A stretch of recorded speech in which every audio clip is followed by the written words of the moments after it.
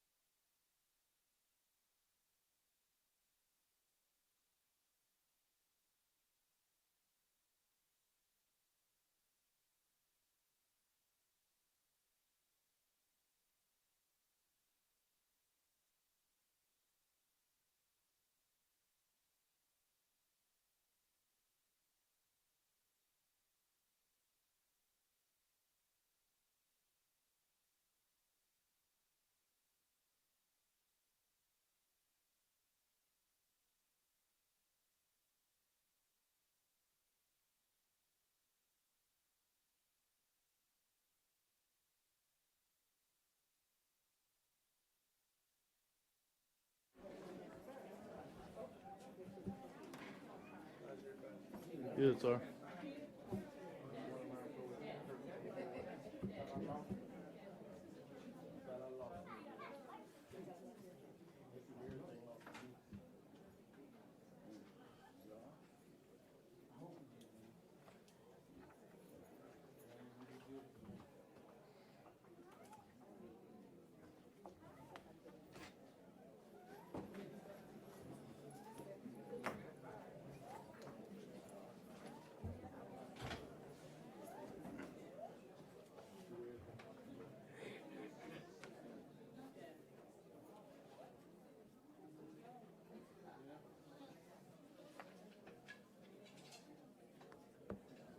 Ready? I'm about to gavel in.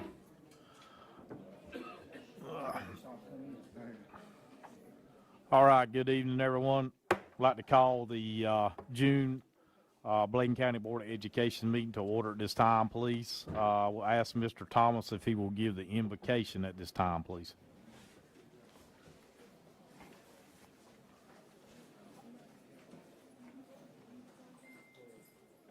Father God, we thank you for this day, this hour. We thank you for new grace and new mercy. Father, we ask that you be with us as we strategically plan the things that will make our school system better, Father, that you would anoint our heads afresh, that you would give us the wisdom of Solomon, God, that you'll use us for your glory. In Jesus' name, amen. Amen. At this time, we'll ask the students from Dublin Primary School to come out and lead us in the Pledge of Allegiance.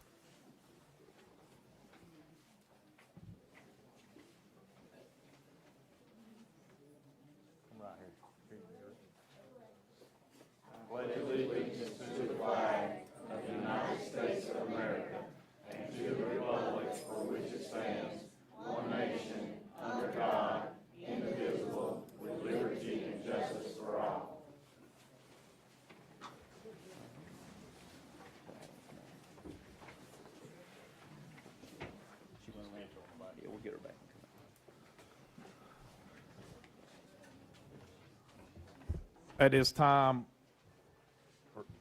the adoption agenda, we need to make an amendment to tonight's agenda and remove action item 9.4 and also move closed session to the bottom of the meeting.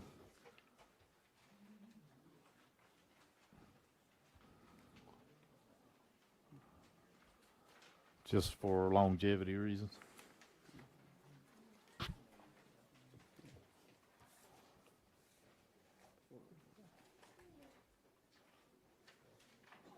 Just for clarity, for the closed session, the proposal to move it until after the board chair report and the superintendent report. Yes, sir. Then I would also recommend moving number 11, closed session action items, so that also comes after the closed session itself. So we'll move 10 and 11 after the superintendent's report as well. I get a motion on the floor.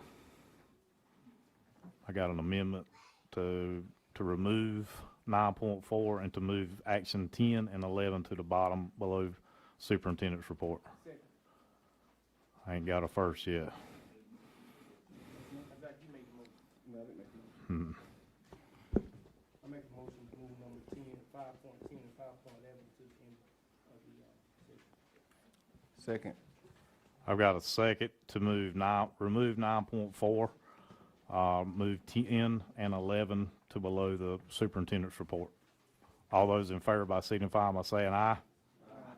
All opposed. Motion carries. So that was a motion to amend the agenda. Now you need a motion to approve The agenda, correct. That's right. Yep. I'm coming back up there to the top. Now, we need to get a motion on the floor to approve tonight's agenda. I make a motion that we approve tonight's agenda as revised. Got a motion on the floor as amended. You got a second. Any discussion? All those in favor by signifying by saying aye. Aye. All opposed. Motion carries.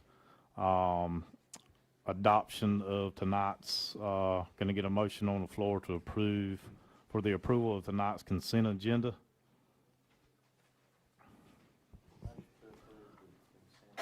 I got a motion. I get a second before debate. I got a second. Any discussion?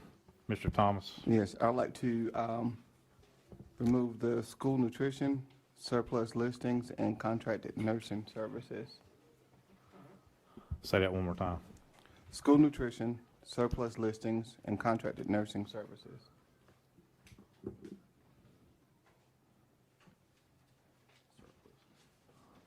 So we've asked to remove 5.8, 5.8, 5.7, Hold on one sec, I'll tell you the other one. And 512. and 5.12.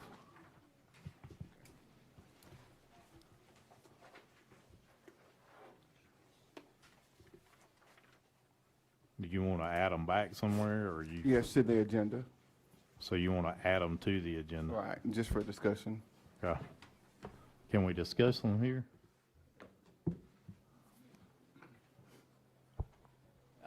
So there's been a motion and a second See, to we've already- approve the consent agenda. Is it, do you want them voted on separately, or do you have questions about them? Because you can certainly still ask, members can ask questions about items on the consent agenda. Okay, so we can Hear ask questions answers. now? Yeah. Okay. Absolutely. Yes, So I sir. think that's changed a little bit. The last time they told us that we had to remove it from the consent agenda and then have it added to the agenda to have a discussion on it. You got a discussion at any You can point here, discuss so now. you're Okay. good. So Do go you have ahead. questions? If Sure. you want a Alright, separate okay, vote, good, I would say if good, you want good. to vote separately, then you'd have to pull them off and vote Okay, separately. perfect. These are just questions Alrighty. and answers. So with the school nutrition bid, I will go through that one first. I do see that it has some of the vendors listed there, but at the bottom it says school bids will begin August the 1st, 2026 and end on July 31st, 2027. So that's a one-year period that the bidding process is open. I've not heard of that before. I don't know if that's customary with food and nutrition. And then it says also that bids may roll over 4 our school years after awarded. So, and it has it at the bottom, recommended for rollover. So we're seeing the continuous rollover, but the bid process is open for an entire year. If it's okay, let me have Ms. Crystal O'Brien to come address the school nutrition bids. I know those are handled in Raleigh. Can you explain Mr. Thomas's question? No, it was just that the nutrition bid is actually open from August the 1st of this year until July 31st of next year, of 27. That means that, these bids are all of these are rolling over, and the actual bid year is August 2026 to 2027. We're not opening up for bids. Our bids go from August to July. Okay, because it just says bids begin. So is that when services are rendered? Because when I think of bidding, But the bid we're in now ends July 31st. okay, gotcha. So when Okay, it okay. rolls over, it'll start August the 1st. Okay, thank you. That was it. Thank you. Okay. Yes, ma'am. All right, so we'll move to, what is this? 5.8 with the surplus listings.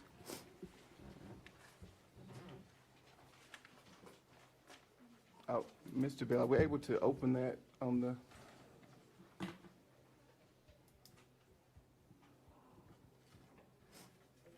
Just a quick question. I see the VIN numbers, but I think there's, what is that, 2008 Ford F-250 truck has the VIN number. But I noticed that typically on the state surplus website, it also talks about the condition, if the vehicle is drivable, the mileage and some of those other things, and it was missing on this. Is that something that we'll include later, or is that not required because all the other vehicles there have those, have that information added? That's something we have to find out. I'm not aware of, typically we have listed the item. I'm not sure in terms of if, depending, I know some things obviously will be federal, have like a disposition, that kind of thing on that. That's something we can get for the board and bring this back at a subsequent meeting if that's something you want to remove. But I think these, like, I know the fire truck is obviously has not been used. It was a donation actually to the system. I remember that one. I think the other ones are just end of life in terms of like current condition. I think that would have to be disclosed obviously because the goal would be they'd be sealed bids. When they were sold, they would have to disclose, what issues there would be or, or sold as is. But, yeah, I'm not familiar with a form specifically for these. I think most of these would be, aside the fire truck being, the donation, I think the rest of these have come from local funds. I'm not sure that's required on the local. So we won't these won't be on the state surplus website? Right, they'll be sold, they'll be, like we've done with vehicles like this in the past, they've been at the bus garage, we've done a media advertisement and done a sealed bid period for those. I just want everyone in the audience to be made aware of that Yes, sir. process, that whether it was not, it was going to be with the state surplus, but you said it was purchased with local funds. Yes, sir, I'm pretty Okay. sure, I will double check, but I believe all these were local. Okay, and then the last section is 5.2, excuse me, is it, yeah, 5.12, I'm sorry.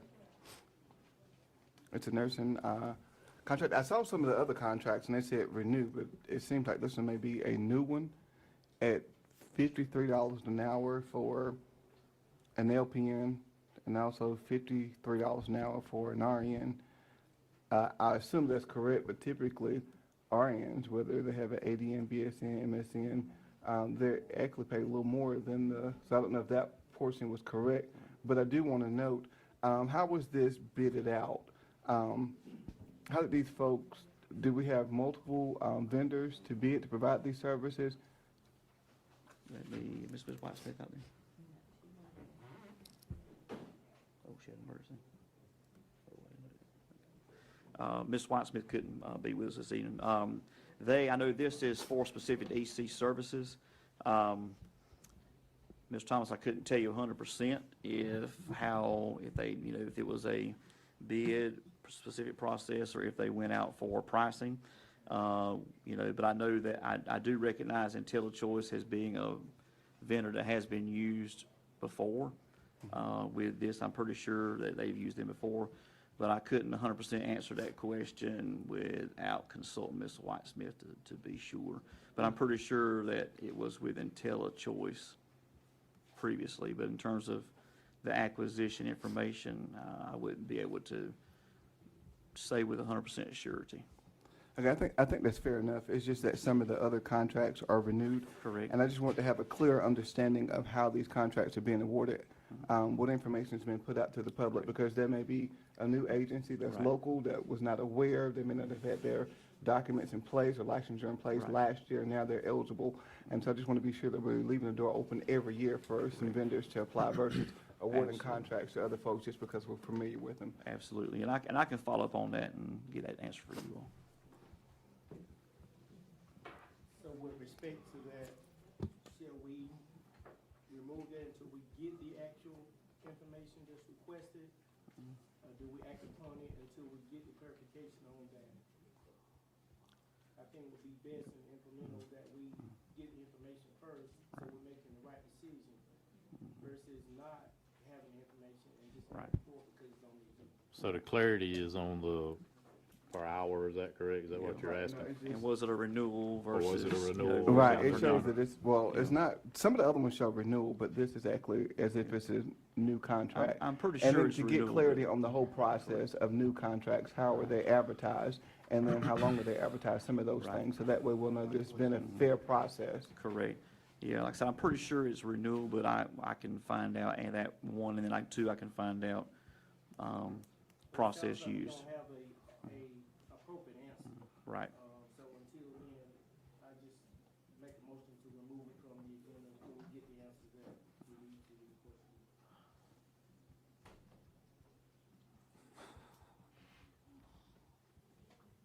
That motion's been made by me. Well, so we got a first and a second, and we got a discussion, so this is where we're at from a discussion standpoint. So, We do, I mean, so the entire consent agenda has been moved and seconded for approval. I'm unfamiliar with your standard practice with consent. I mean, typically, if there's a desire to remove things, that's expressed before you get there. right, Right now, I think, you've got to deal with the motion that's on the floor. The maker could withdraw it, in which case, there'd be no motion to approve, and then you can entertain a motion to remove this item, whatever number it is, from consent, see if there's a second for that, and take a vote on it. But right now, you've got to deal with the motion and the second to approve the consent agenda as presented. Okay, then, I make a motion to so hold on. You can't just make a motion. You got a discussion. So at this point, we remove the current motion that's in play, correct? If the maker wishes to withdraw the motion. So who was the maker of the motion, which was? All right, so Dennis wants to keep it, so. That's not how it works. Right, I mean, you just need to essentially vote. I mean, it could be voted down. You can vote it down or from that standpoint, or we can get Which- clarity from Dr. Agason. He could send it out once we conversate with Right. Ms. Whitesmith. So if you vote it down, then it's just, everything's voted down at this point. Right, the typical process would be to remove items before we get to Yes. the consent agenda. So at this time, the maker doesn't want to remove it. So at this time, we got a motion, a second. We've had a discussion. All those in favor by approving tonight's consent agenda by signifying by saying aye. Aye. All opposed. So you got 3-2. So it carries. Okay. Do we have 3-2? Yes, sir. All right, so we'll move on to action item 6, spotlights and recognitions. Thank you, Chairman Singletary, board members. Tonight we have several spotlights and recognitions. First of all, we'll begin with the Dublin Primary School Battle of the Books team. And Mr. Folsom is going to call those names for us.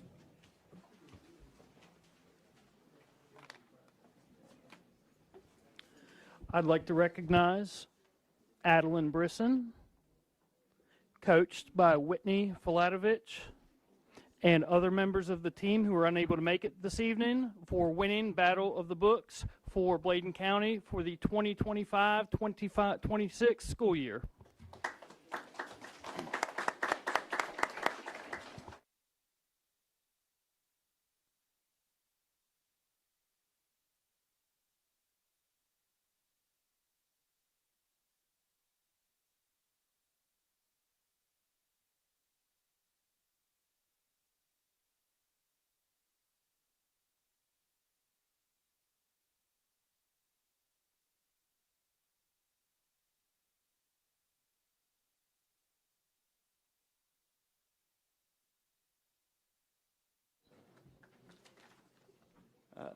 Next, we have the Elizabethtown Middle School Band.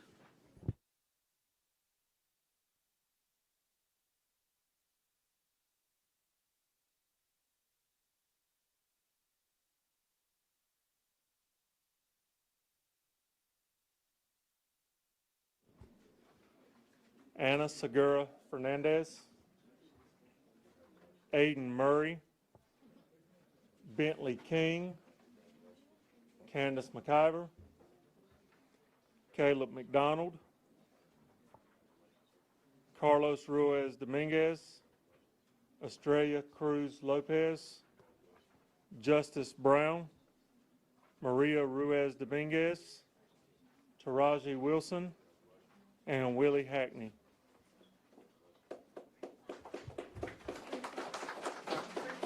And Miss Brenda Flowers as their band director.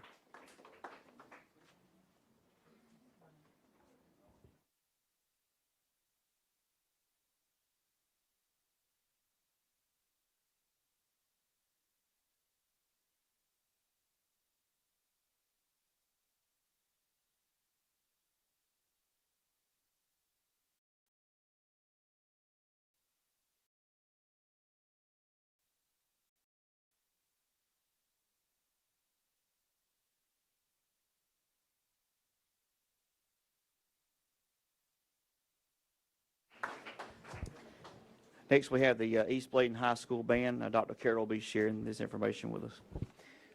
Good evening. Tonight we want to honor the East Bladen High School Band, who received a superior rating from all three judges at the Carowinds Band Festival. Tonight we have with us Kayshawn Campbell, Priscilla Cruz Lopez, Jaden Lewis Gary, Ray Perkins, Jemiah Peterson, Haley Robinson,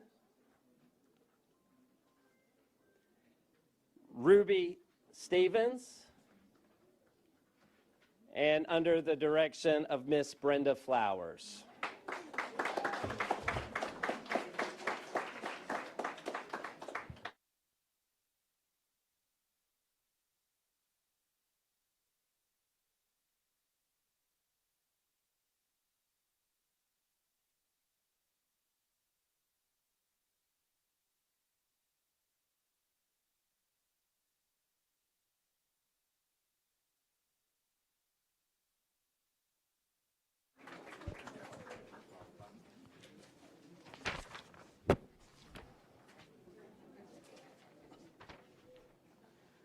At this time, I'd like to recognize our schools in Bladen County.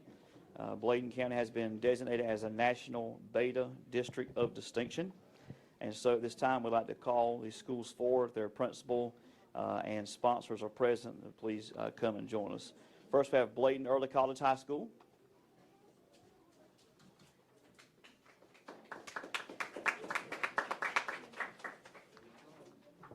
Bladen Lakes Primary.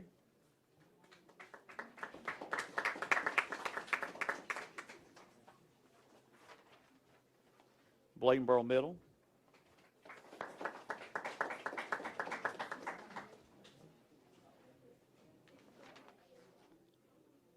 Bladenboro Primary.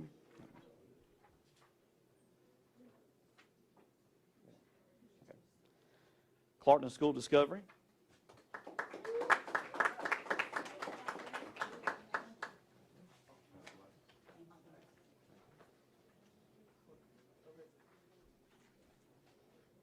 Dublin Primary.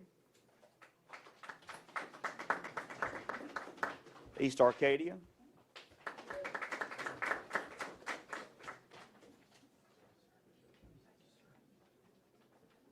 East Bladen.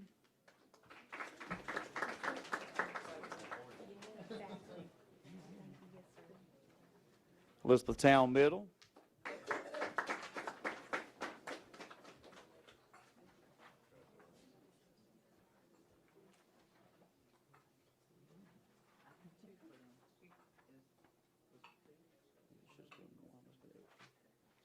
Elizabethtown Primary.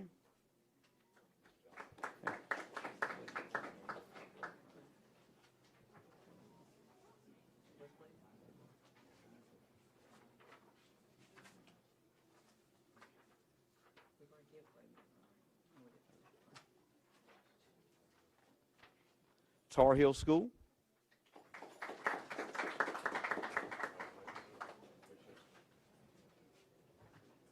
And West Bladen.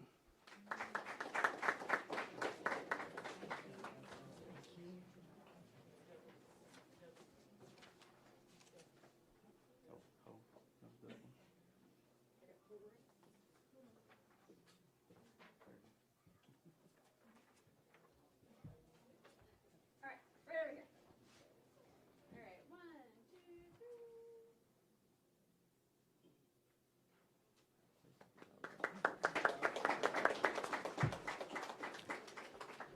At this time, we'll be doing our sports recognition. I'll turn it over now to our athletic director, Coach Patty Evers.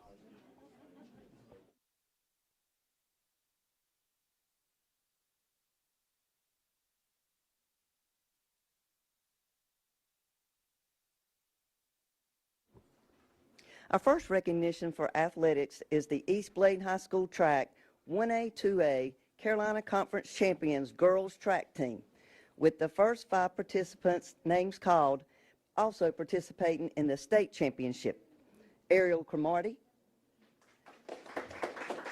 Naasia Banks, Janiyah Grimes, Kylie Spalding, Cassidy Goodwin,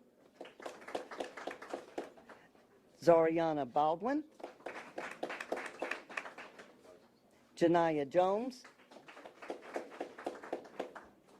Nevaeh McMillan, Angel Moore, Jemiah Peterson, Kamaria Rhodey,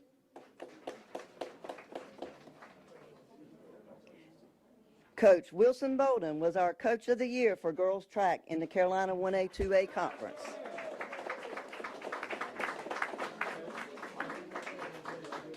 And our assistant girls coach, Jelani Smith, also assisting with the boys.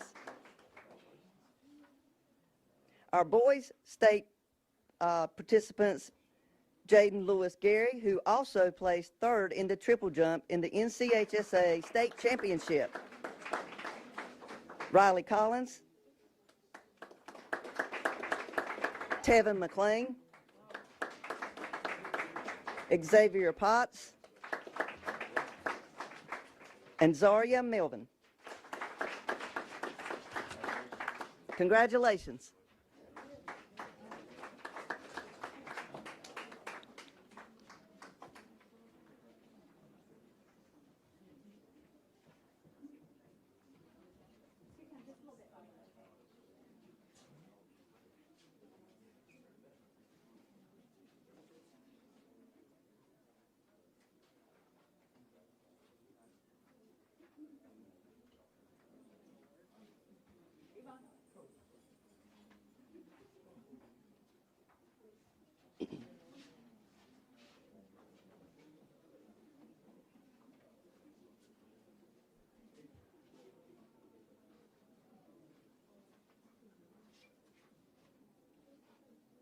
All right, everybody, right here, okay? All right, 1, 2, 3. Awesome, got it.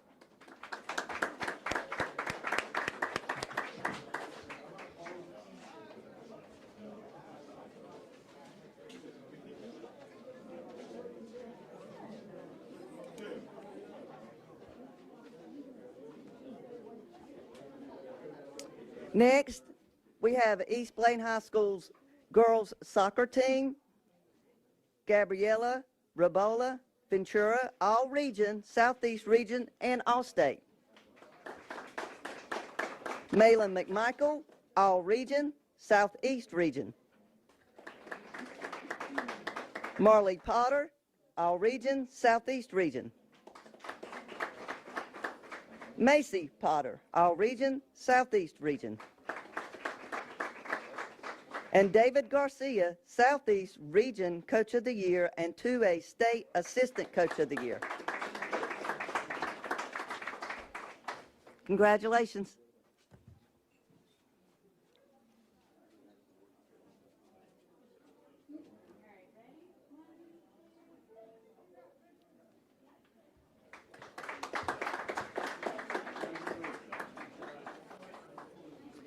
And we have East Blaine High School's golf team. Henry Simmons participated in the NCHSA 2A Golf State Championship.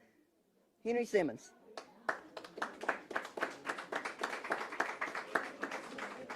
And our coach, Jeff Huff.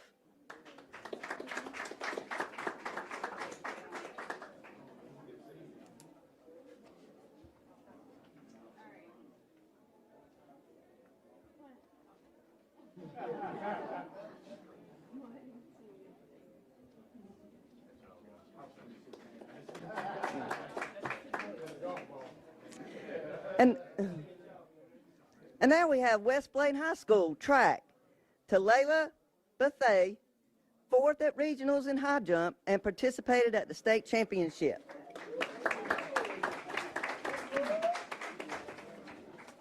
That's it.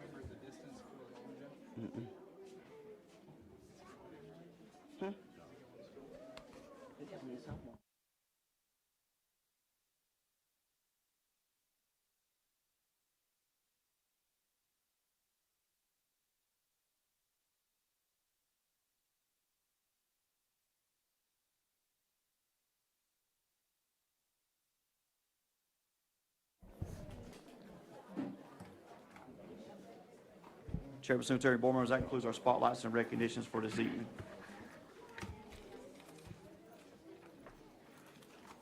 Thank you, sir. Tonight we have some folks that are signed up for citizens participation. Mr. Joseph Dixon.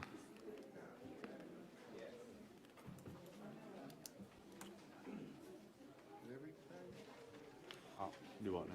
Did they read the thing? Dr. Atkinson, you want to go through the rules here? Hold on, Mr. Dixon. We get to cover the rules here, and then we'll get you going. You're good. Okay. You're good. You're good.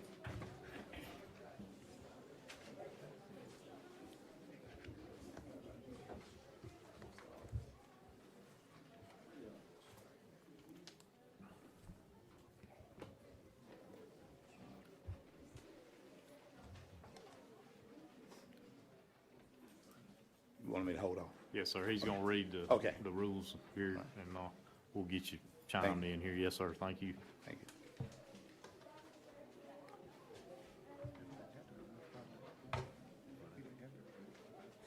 It's just, I just need it for clarity, you know.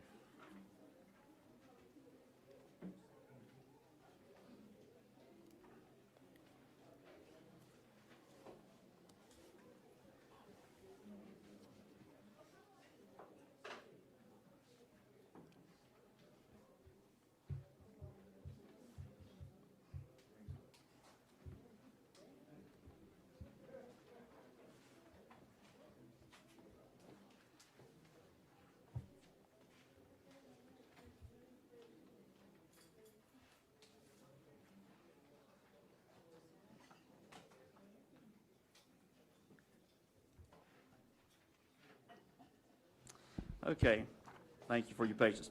According to Board Policy 2310, the first part of at least one regularly scheduled board meeting will be set aside for citizens to address the board through public comment. Each speaker will receive 3 minutes to present comments. However, the public comment session will not exceed 30 minutes total, except by majority vote of the board. During the public comment period, the board chair will recognize speakers in the order in which they signed in. Substitute speakers will not be permitted, and speakers may not donate any portion of their time to another speaker. Board members will not respond to individuals who address the board during the public comment period.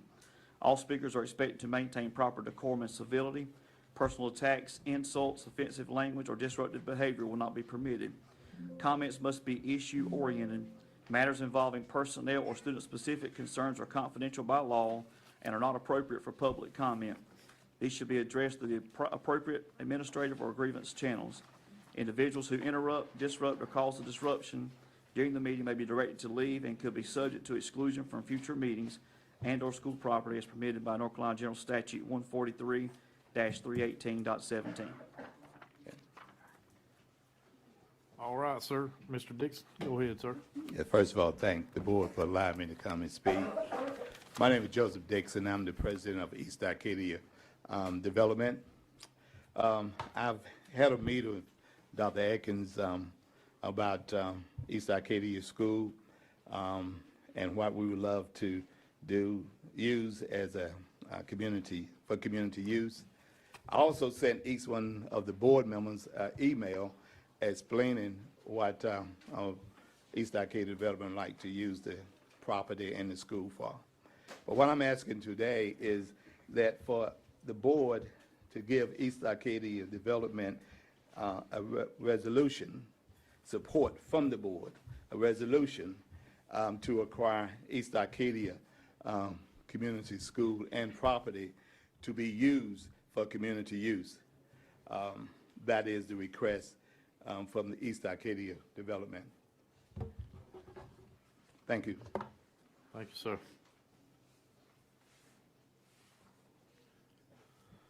At this time, East Arcadia Incorporated.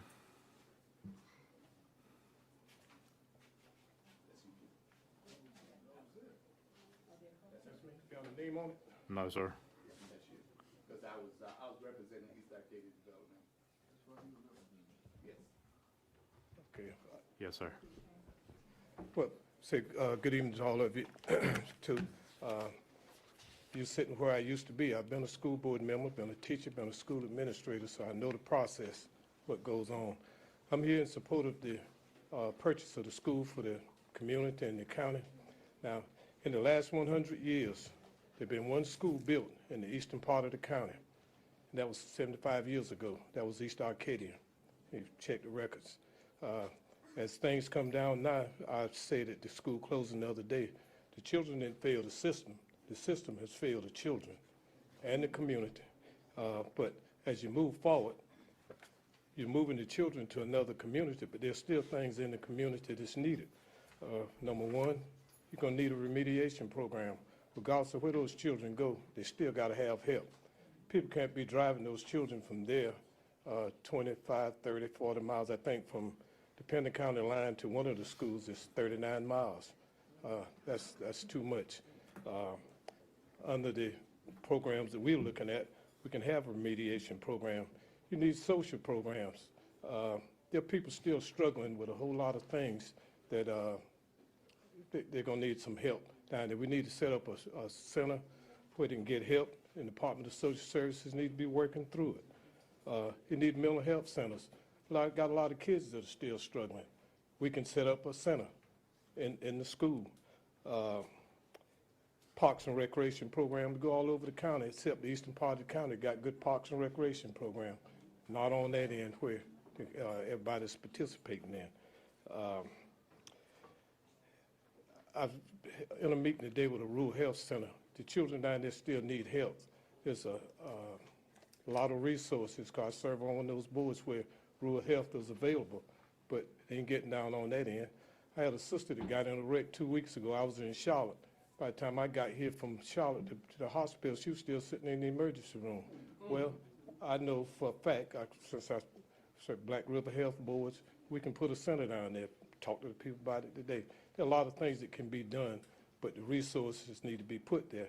Now, at the facilities meeting, they were saying it needed to be $2 million worth of renovations done, but I think they're gonna have somebody to investigate it.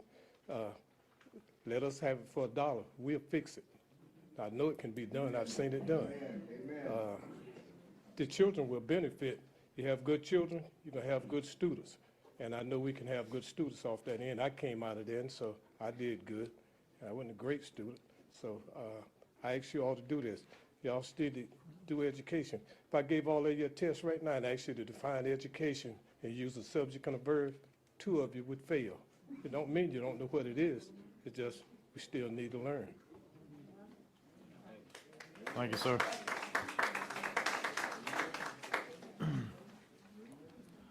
Ms. Teresa Jacobs. Good evening, everyone. I come to you as a parent of Bladen County School. I'm well-known in all of the schools, mainly in Clarkton. I've been communicating with Dr. Atkinson and the commissioners. As y'all know, y'all just recognize all these different schools in national data. My concern is the parent, it does no justice for the kids to go to Greensboro and win all these awards, and then when they go to national, we can't even get help from our own county that says that they represent the students. So I'm just asking y'all going forward, before this school year starts in August, you guys come up with a plan how y'all are going to help the parents. It's not fair for the parents. Speaking of me, I have 4 kids that come in Bladen County. I have 3 in August that will start college. 1 graduating in spring 2027, 1 coming in 28, and 1 coming in 29. My baby boy is headed to high school. I pay taxes. I've been here for 40 years. I don't mind. We need some help, because it's not fair for the parents to keep eating this cost. And the Board of Education represent, that's not sports, this is academic. For us, these kids work. They don't only just go there, they have to keep their grades up. So I'm just asking the board, before this school year starts, y'all come up with a plan, how y'all gonna plan to, going forward, to help these parents with this cost. As y'all know, gas went up. They just, Clarkton, I can speak of Clarkton because they're the only middle school that's going, my baby boy going. It's $400 for each one of them kids to get on that plane. Thank God we was able to move from Gaylord, which was gonna cost $1,300 for 1 room, to a cheaper hotel for $1,000. But you still got, they jacked the prices up. This is not my fault, rodeo. All 4 of my kids are National Beta honors. 4. We gotta get some help, and I just ask you guys, as a parent, to come up with some plan before the school year start, because it does no good for them to go to Greensboro, and then the parents have to get out here and work to get donations because the board won't help. I'll be in here. Dr. Atkinson can vouch. I talked to him, had many conversations. That's all I ask. Y'all have a blessed one.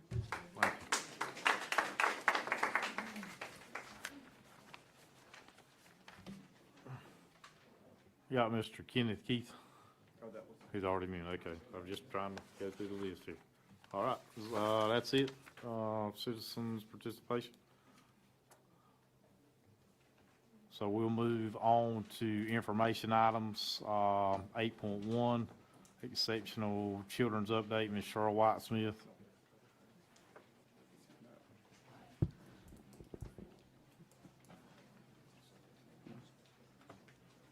Mr. Nolan, I assume you're gonna take the reins here? Yes, sir. Yes, sir. Yes, sir. I'm stepping in for Ms. White Smith, so I appreciate you. Just want to go over the remaining funds for the EC program. So, if you could slide over to the right, Mr. Bell, for me. Thank you, sir. So just want to highlight right there, state is sitting at negative 60,000. That's not really a concern at this point in time. We do have 92,000 in Medicaid money that could absorb, or local money that could absorb the state shortfall. You have a remaining fund balance of 109,000. I think that was federal, if I'm not mistaken, Mr. Bell, out to the left. Yep. And then Medicaid is sitting at 92,000 in that regard. So, overall, the program remains having $350,000 across, funding sources. We know EC is one of those things where it's kind of specific to the individual child. Overall, from a liquidity standpoint, things seem to be good on paper right now. All right, and that concludes. Is there any questions about the EC report?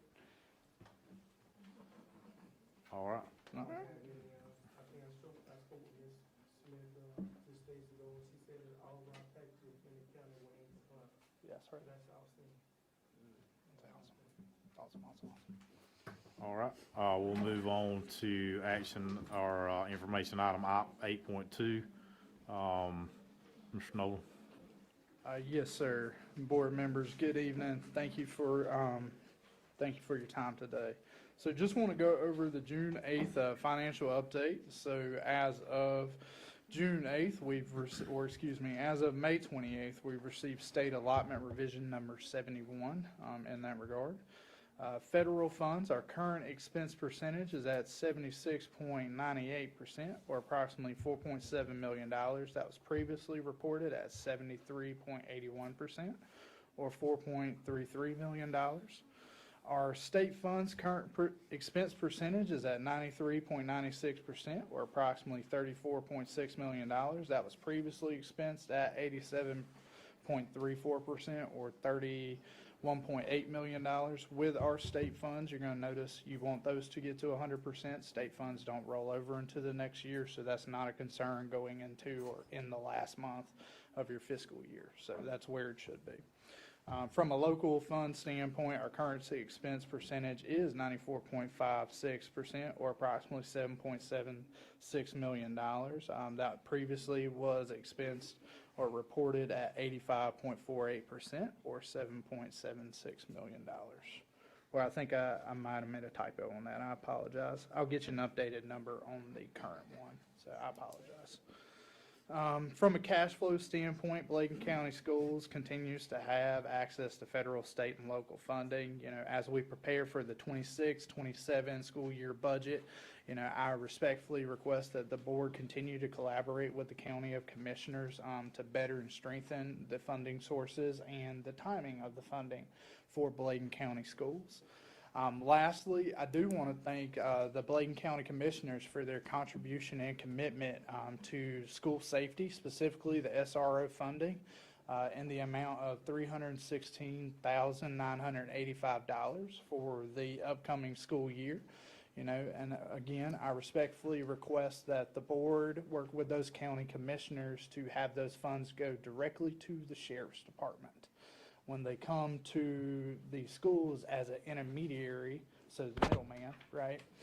When they come to the schools to turn back and go out to the sheriff's department, it then puts them into that current expense category, and we have to share that dollar amount with our charter of friends. So if the sentiment for the county commissioners is for that $316 to go straight to Bladen County Schools, the best way to do that would be have the money go straight from the county to the sheriff's office on our behalf.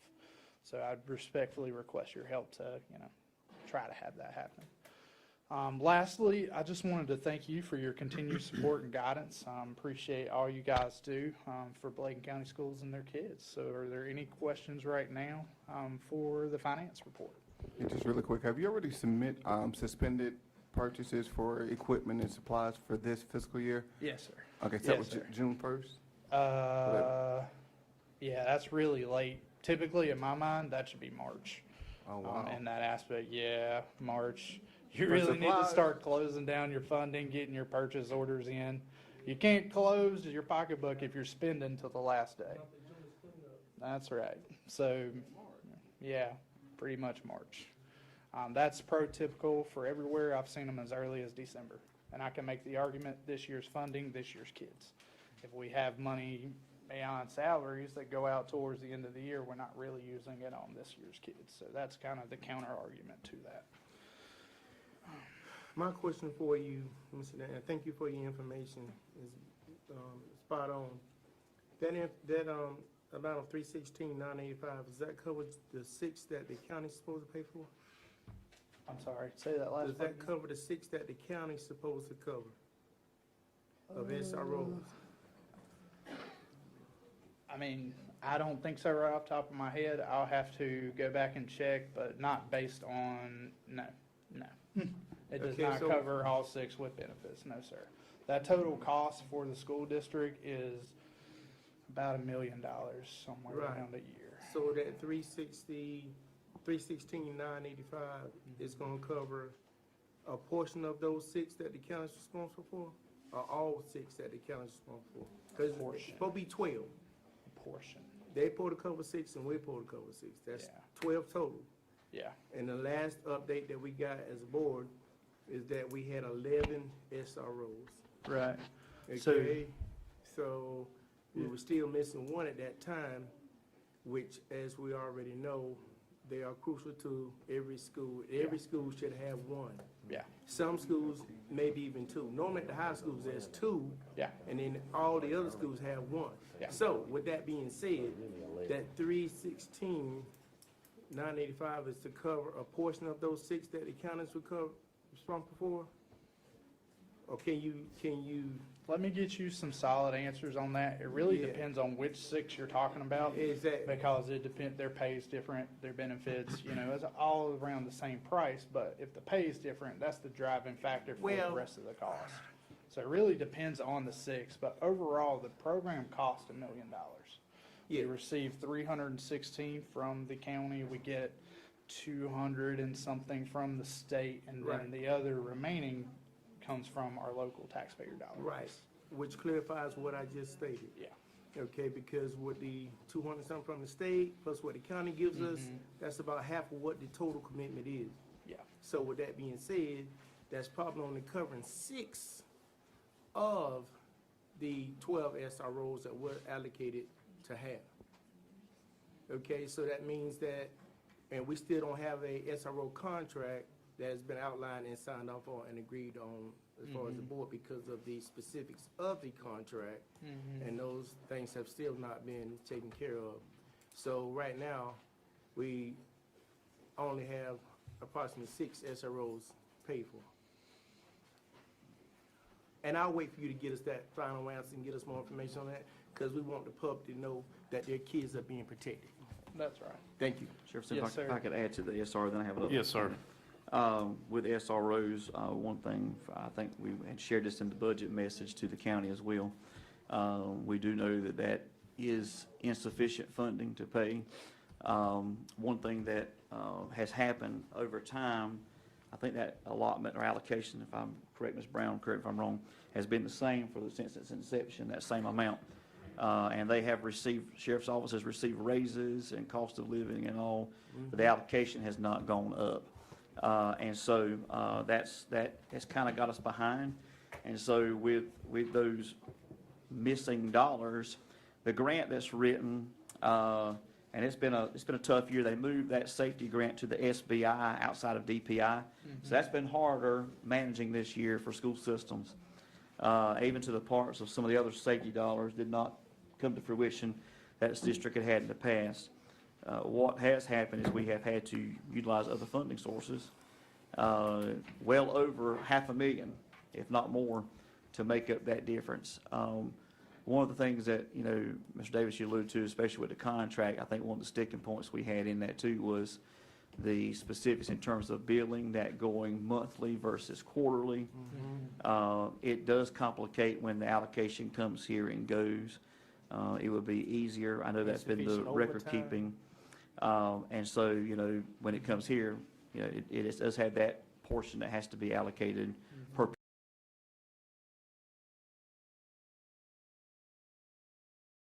That has been essentially flat since its inception. And then obviously when we're looking into the new year in terms of officers, you know, and kind of thinking that it would be nice to start that year with a contract, hopefully, that we can get agreed upon, because that would iron out some of those things that we need to do. I want the board and everyone to understand too that what happens even when schools are closed, that, you know, we're still paying salaries for those 2 months at school, so they're at the disposal obviously of the sheriff's department, which has always been that way. You can't have someone employed for 10 months.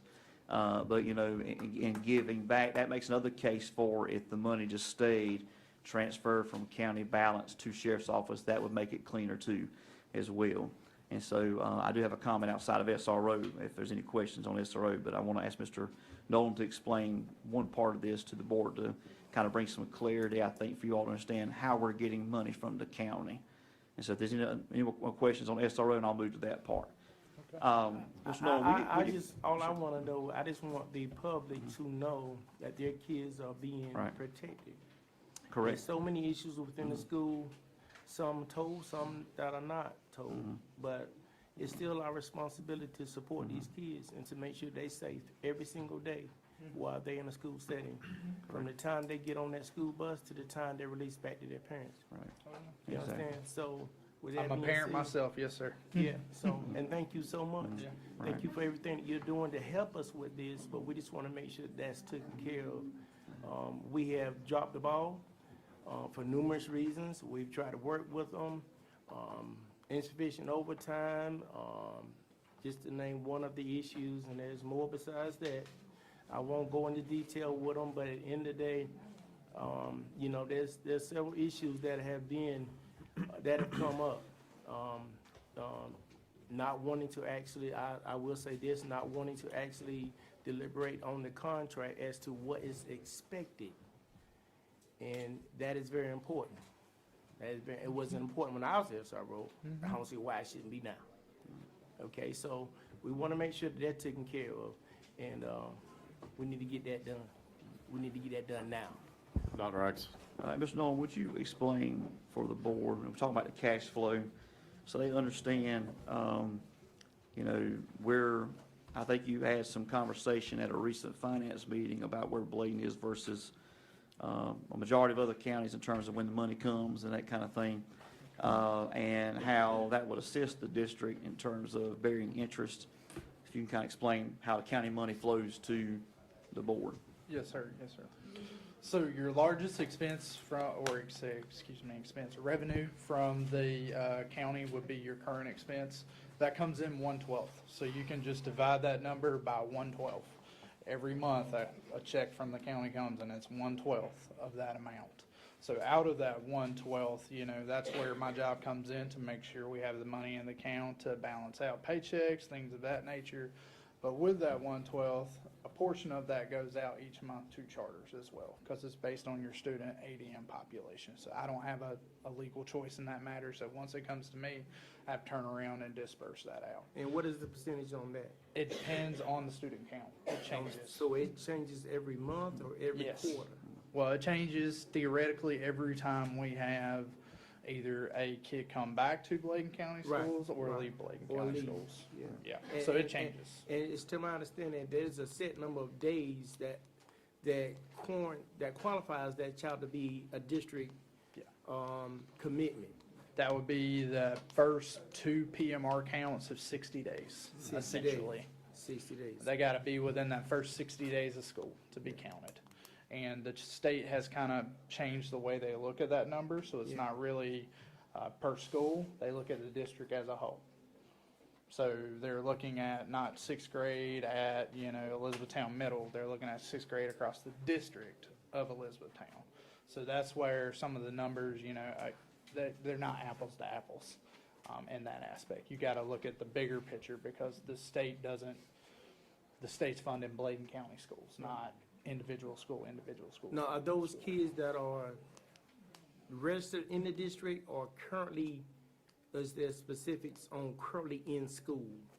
Because, and I'm not gonna ever call the child's name, that will be inappropriate, but there is a situation that I'm aware of that child in the district is registered to the school, but currently not in the school. Mr. That's a whole- Davis, that's a whole nother not to situation. go into that detail, but let's let him discuss how the money flows, and maybe we can talk about that. I understand that, Mr. Yes, sir. I understand that, but I have a question and I expect answer to my question.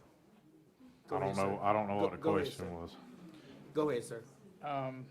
So with that said, I don't really know how to answer your question in that regard. I don't get on that aspect of, the students or the district. My role is more along the expenses. So I don't really keep track of who's where. I just pull a report, I get a number, and that's the extent of my knowledge of that. I was just asking in reference to what Yes, sir. qualifies them to be a student that we gotta pay for. What qualifies would be full-time equivalency, so they have to be, in our district. I say in our district, they can be physically, that gets hairy. They gotta be enrolled. Right. And then they have to, meet the day requirements. That and was all my that question. jazz. And you've answered my question. Yes, Thank you, sir. Yes, sir. So going back to the money flow, so current expenses 1/12, your current relationship with the SRO funding is that has been added to that 1/12.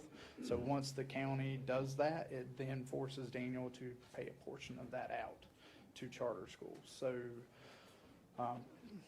county commissioner, sheriff's office is ran through the same thing. It's a literal check from there on our behalf to there, and that eliminates that for dollar.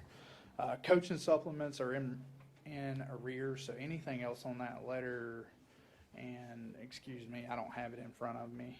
Based on my memory, anything else on that letter is on a reimbursement basis. Right. Meaning the school district has to fund the expense up front and then ask for reimbursement at a later point in time, which in itself,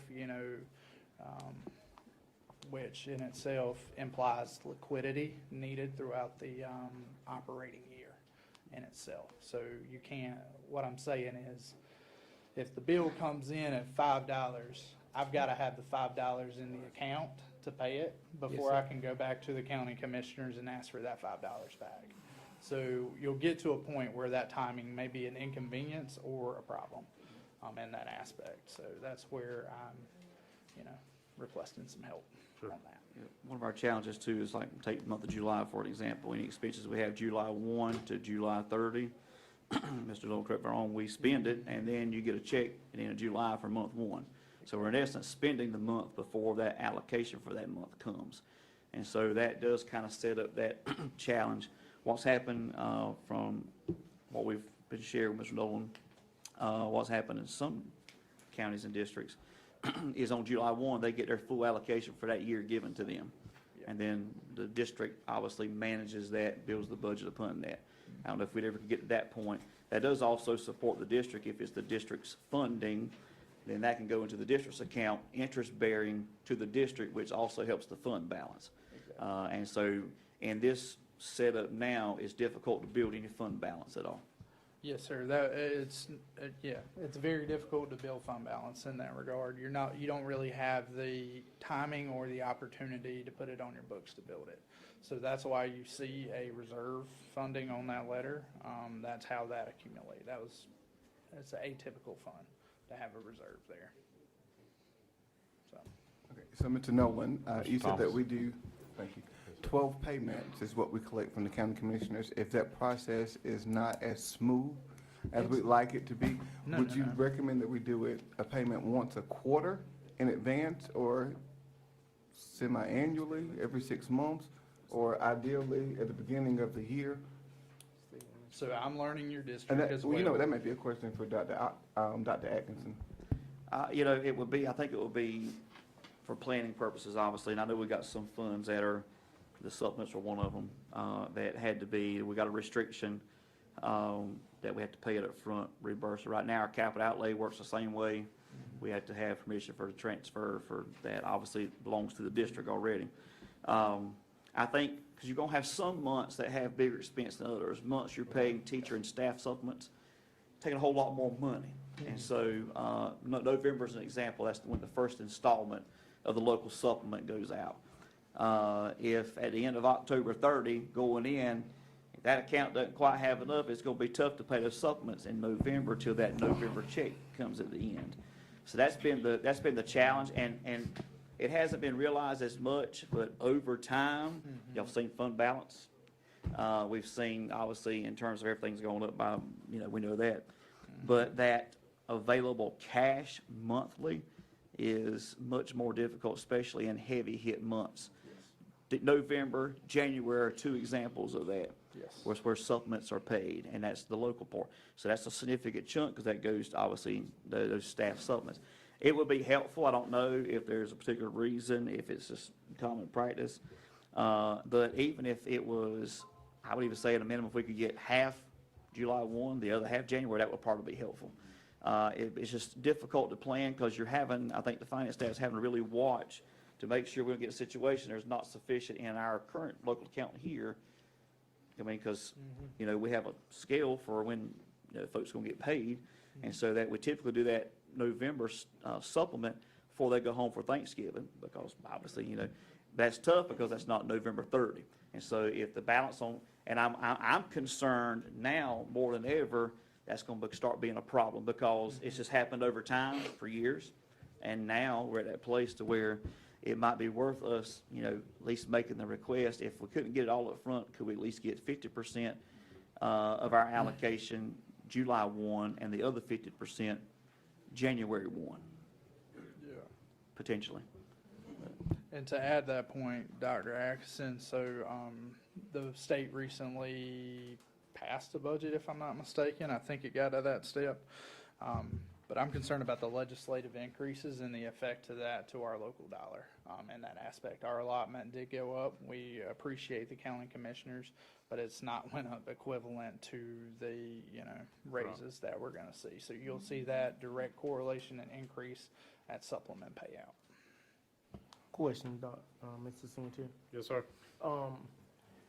So what you're basically saying is that if we looked at doing that, if I follow you correctly, if we looked at doing that, it would help us in one aspect, but might hurt us in the other, because if we don't pay it every month or every quarter, as whatever's allocated, what is directed from the state, then we could pay that month.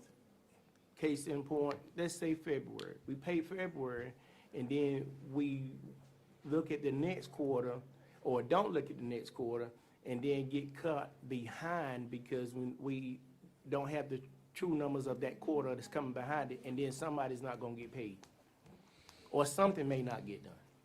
I understand your point to that aspect, and that could be a very well possibility. But I wouldn't be doing my job if I told you I wouldn't let that slide. I know your background. You do it well. I appreciate you. You do it well.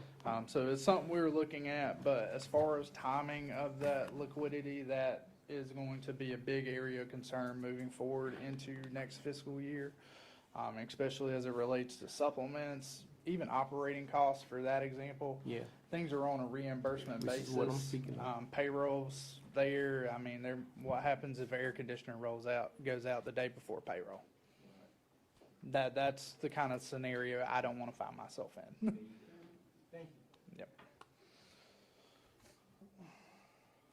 Thank you, sir. Appreciate you. Sir, I got one more thing for you. Sure, I'll absolutely. be quick this time. If you just switch over, Mr. Bell. Thank you. And yes, sir. So speaking of taxpayer-funded vouchers, this is a great visualization that came out from Public Schools First, NC, and this is specific to Bladen County, so this is apples to apples for what we're seeing here in this county. Mr. Davis, this kind of gets back to your question earlier in that aspect. So This chart is just an illustration, and it shows taxpayer dollars, local taxpayer dollars, and where that goes in comparison, and where it has been gone per student basis. And this is just for our private schools in that aspect. You notice that there isn't, any charters or anything of that nature. So what this represents is state and local funding that per pupil could have been coming to Bladen County schools. In other words, this is where it's going, not getting into parent choice or anything of that nature, but for public schools that lose students to private and charter schools using a voucher, we're not reimbursed when we lose that school. Our cost doesn't go down. My light bill doesn't go down. That 60-year-old air conditioner doesn't, keep working because I asked it to. So that's where, not only do the vouchers decrease the state funding, but we also lose the local taxpayer dollar, getting back to that current expense. So I just really want to highlight, this is the amount. And you'll notice over a, 3-year period of time, we're talking about a 213% increase.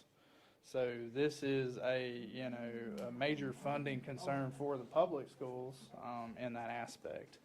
So I just wanted to highlight that there, and the funding sources decrease, and it requires strategic planning. And that strategic planning, when we lose dollars like this, we're having to have discussions on how we fund an EC program, how we have child nutrition, how we maintain the properties, insurance costs, all of those things like that. So I just do want to highlight, not only are we losing it from a county aspect, but you're also losing that from a state aspect too.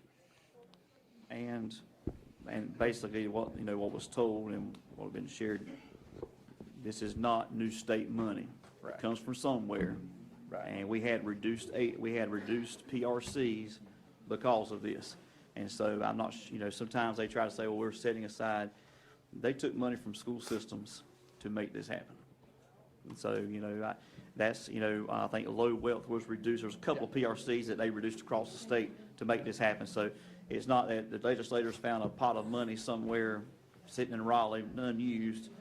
It actually came off the back of already underfunded schools. And to that degree, one of the major driving formulas for your at-risk funding for the district is property values in that aspect. So when property values go up, the dollars go down to the school. So it's just one of those things. That's one of the state's major driving force. That's also where you see some of these reductions as well.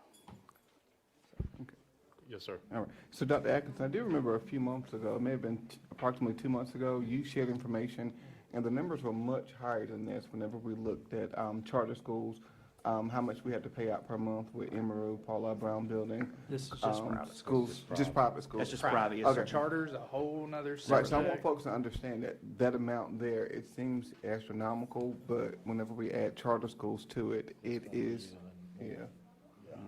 millions of dollars that we spend. You pay those monthly as well? Yes, sir. That's my goal, monthly.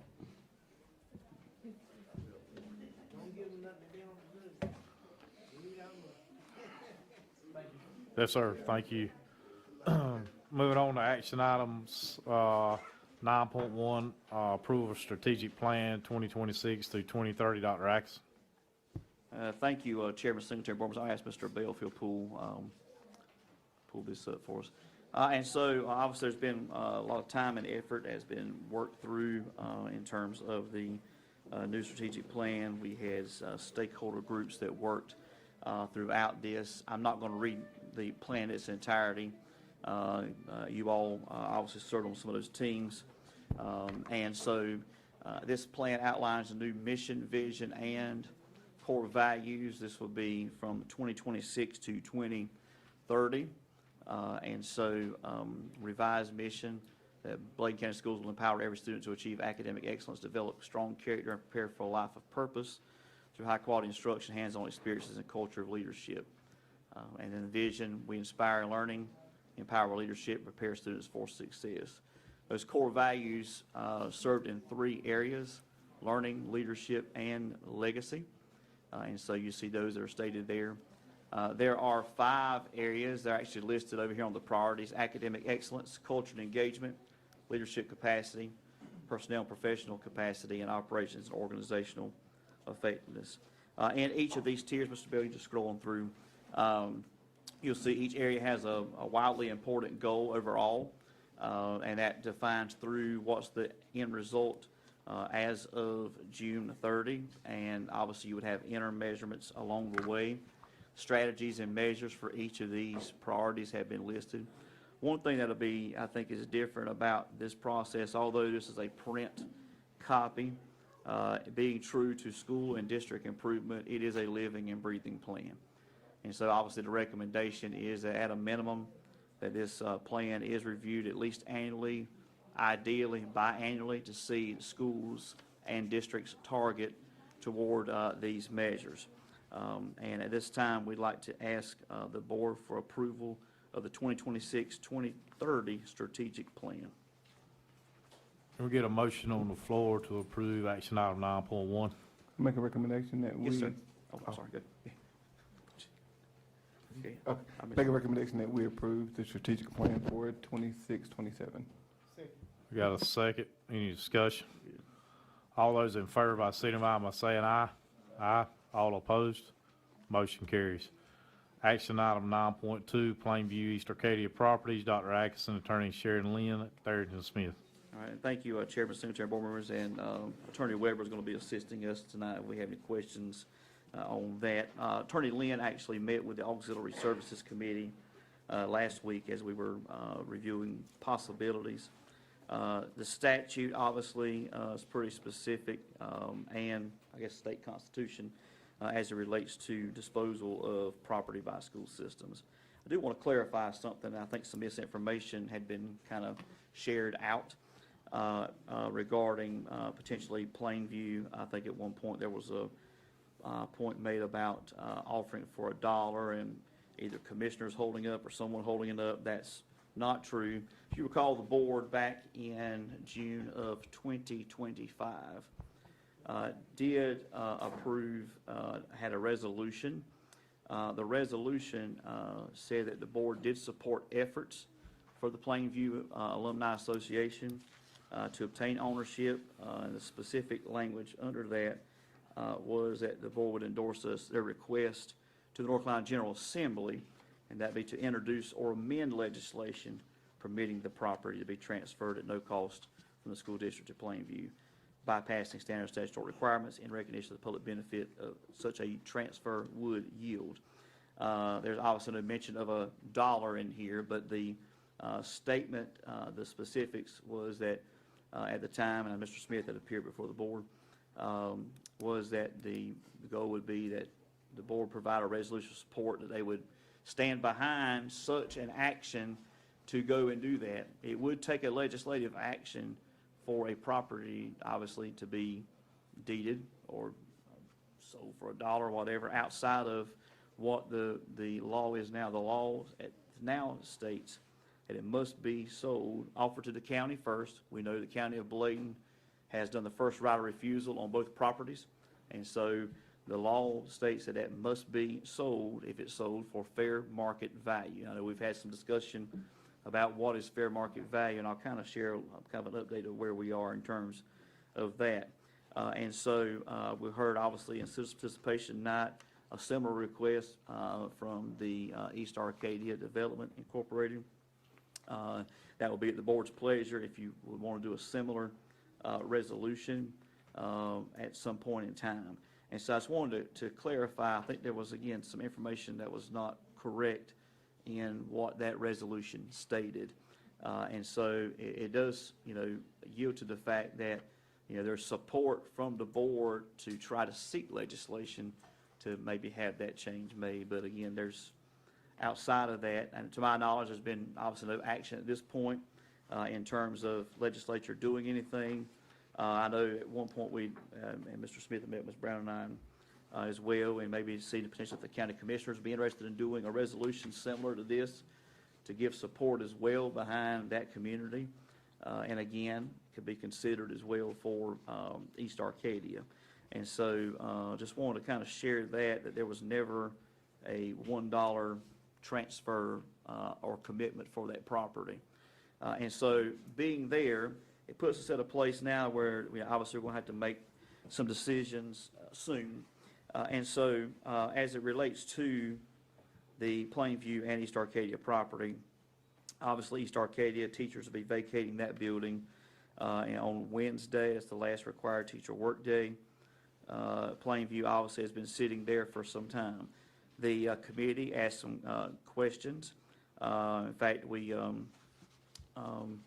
some specific things as it relates to how do you establish fair market value, what options exist there, what does the upset bid process look like, does a board have to take a bid that comes upset bid, and so those were some of the questions that were asked. In short, obviously to establish fair market value can be done on various variety of ways. I have checked, we had a couple recommendations for potential appraisals on the facility. I've heard back from one and gotten pricing on that. I have not heard from another, and I have a third contact as well to kind of see what would an appraisal cost. And then obviously the initial price we've received so far is $21,000 for both properties, which is quite a bit. Another way that could be potentially looked at is the board could one option is to look at it being listed with real estate. Real estate could help determine maybe a value and list that to get some competitive bids. That is another option as well. What happens with the upset bid process is that obviously bids would be opened. The board does not necessarily have to set a threshold. We were kind of thinking that was the case, but that does not have to be set necessarily initially. You could place it out for upset bid, place it out for a period of time that the statute requires, could receive those sealed bids. The highest of those bids could come before the board. Obviously, what has to happen is when that bid, the highest bid is received, it has to be advertised 7 days, 10 days, 10 days. And so, and what upset bid means is you bidded it, and then someone else has a chance to come and basically overbid you. And if they do that, that bid goes out for 10 days. So it's kind of a wide range. The board at any time can reject any bids that are received, even if you go out, say you go through a window of 4 or 5 bids. Even getting that point, the board could say, no, we believe as a whole it may be worth more than that. And so you all could always reject any bids. Question was also asked, Mr. Rhoda had asked this in committee regarding leasing of property. And Attorney Lynn had shared at the time that it's usually not something they advise doing, because obviously, what districts do is that you're trying to relinquish property, so you're not having the cost of insurance. The question came up about liability. The district obviously had to carry some form of liability if you become, someone who is basically you become a landlord. Something had to be worked out in terms of agreement of responsibility for maintenance. There's just a lot of moving parts on that. Doesn't mean it can't be done, but historically, what they share, I think I mentioned maybe one district had that, others had not. Question was also about in terms of charter schools and their availability. Mr. Rhoda, on the question. Mr. Rhoda. I think Mr. Dixon stated in his paperwork that they were willing to lease the building and do their own insurance while they're leasing it.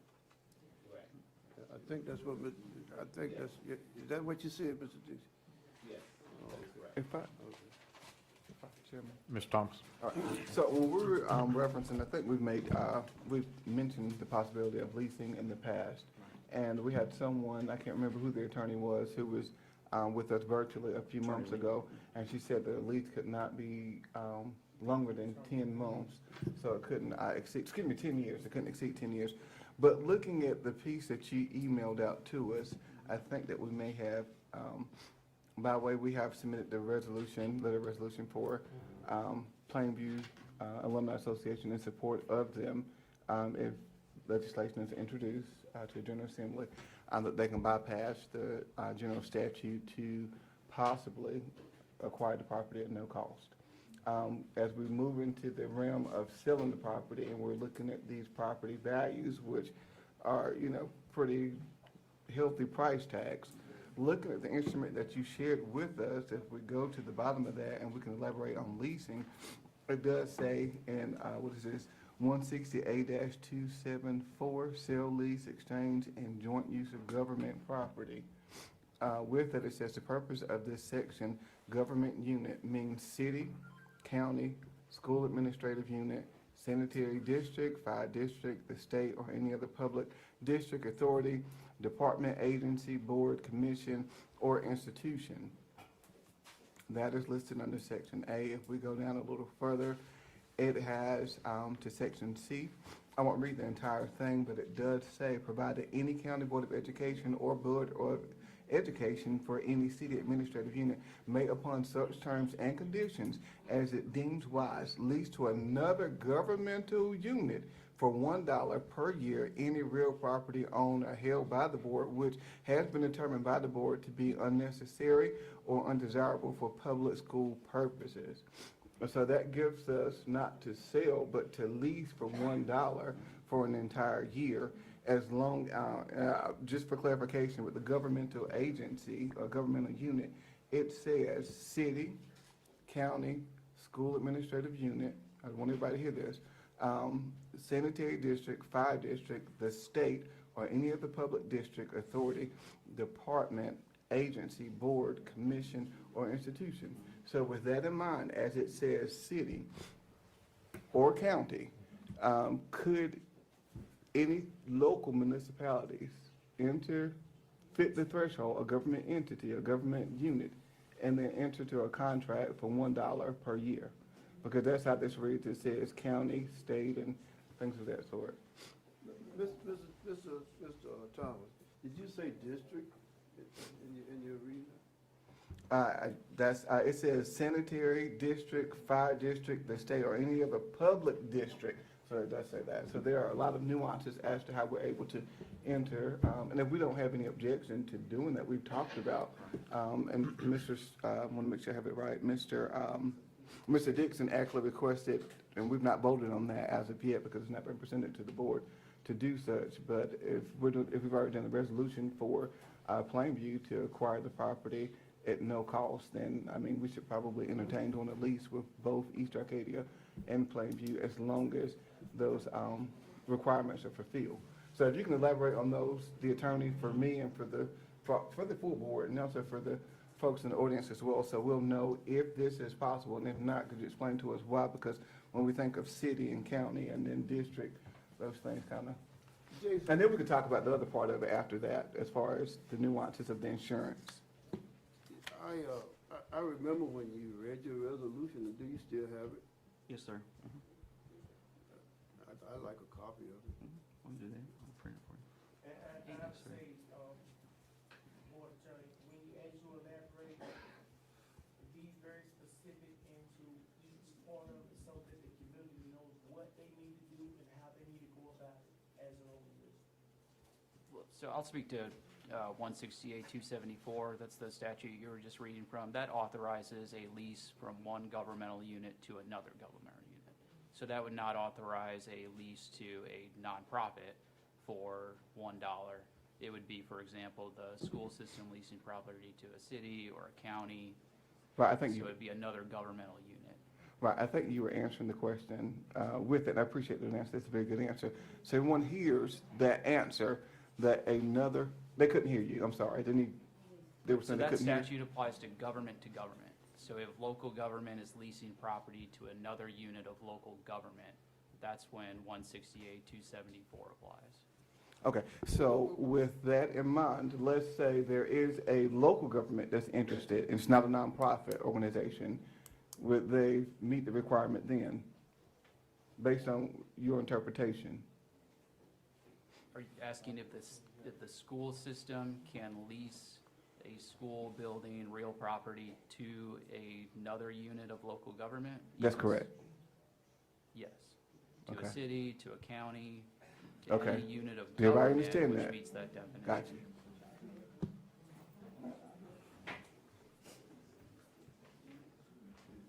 Also, I think when we say county as well, I know it was offered to the county commissioners for fair market value. If the county commissioners, for whatever reason, decide that they want to lease the property, then they would also be eligible to do so as well for $1 per year. Well, the county commissioners were not gonna be charged for it. No, it was offered it.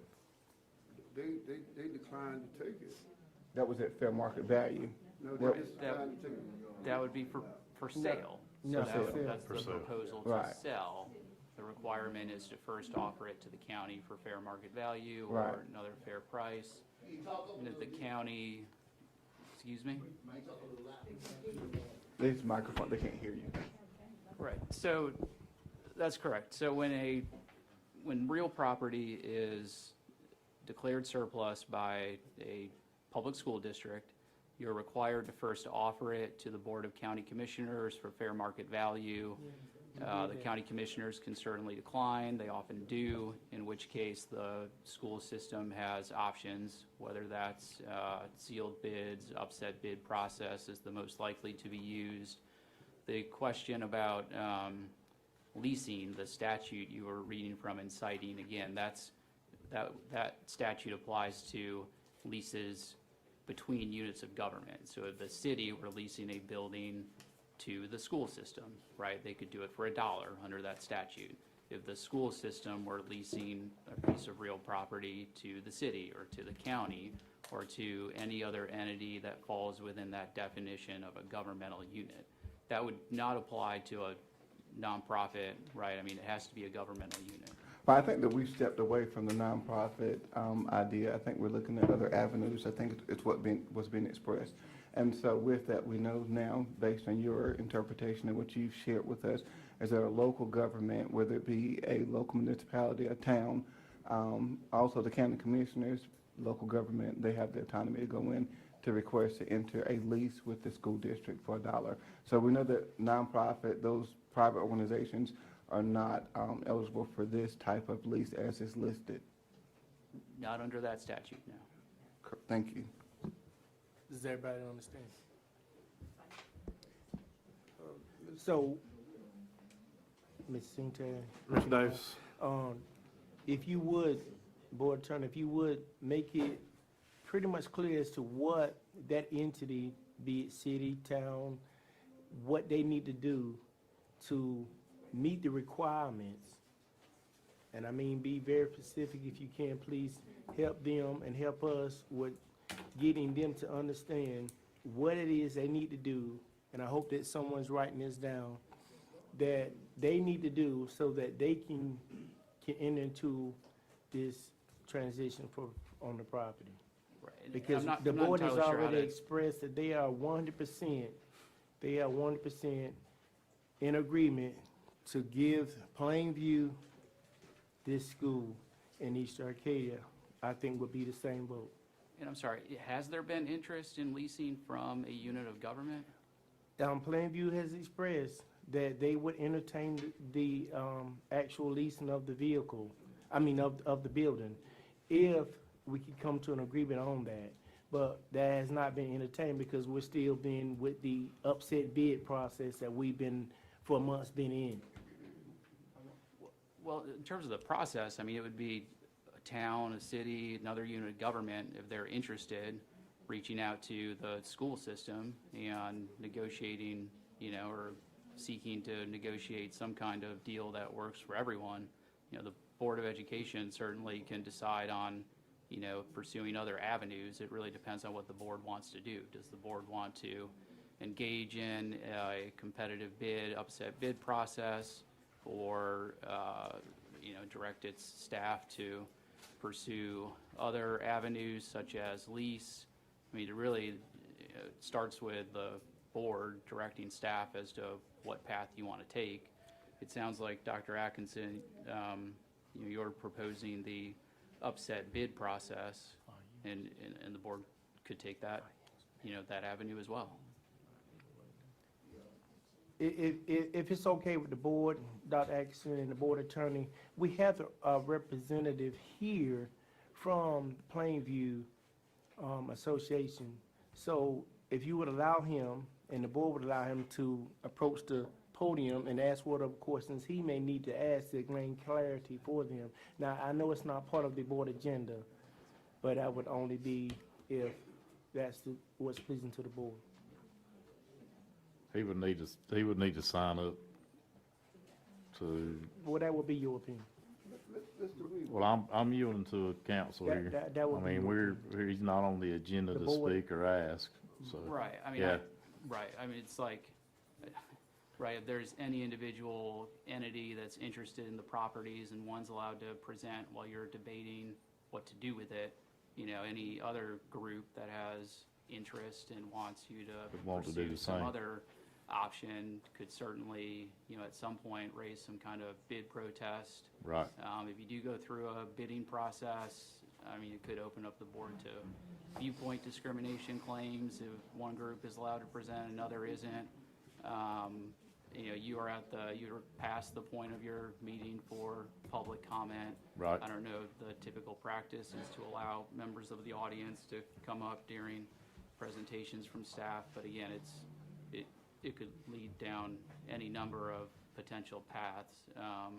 You know, I will say again, you know, the property has been declared surplus, as I understand it, and now it's really up to the board to decide what to do. You know, it could be that you don't make any decision tonight. You could authorize your staff to initiate the upset bid process, which is Dr. Atkinson shared. There's different ways to go about that.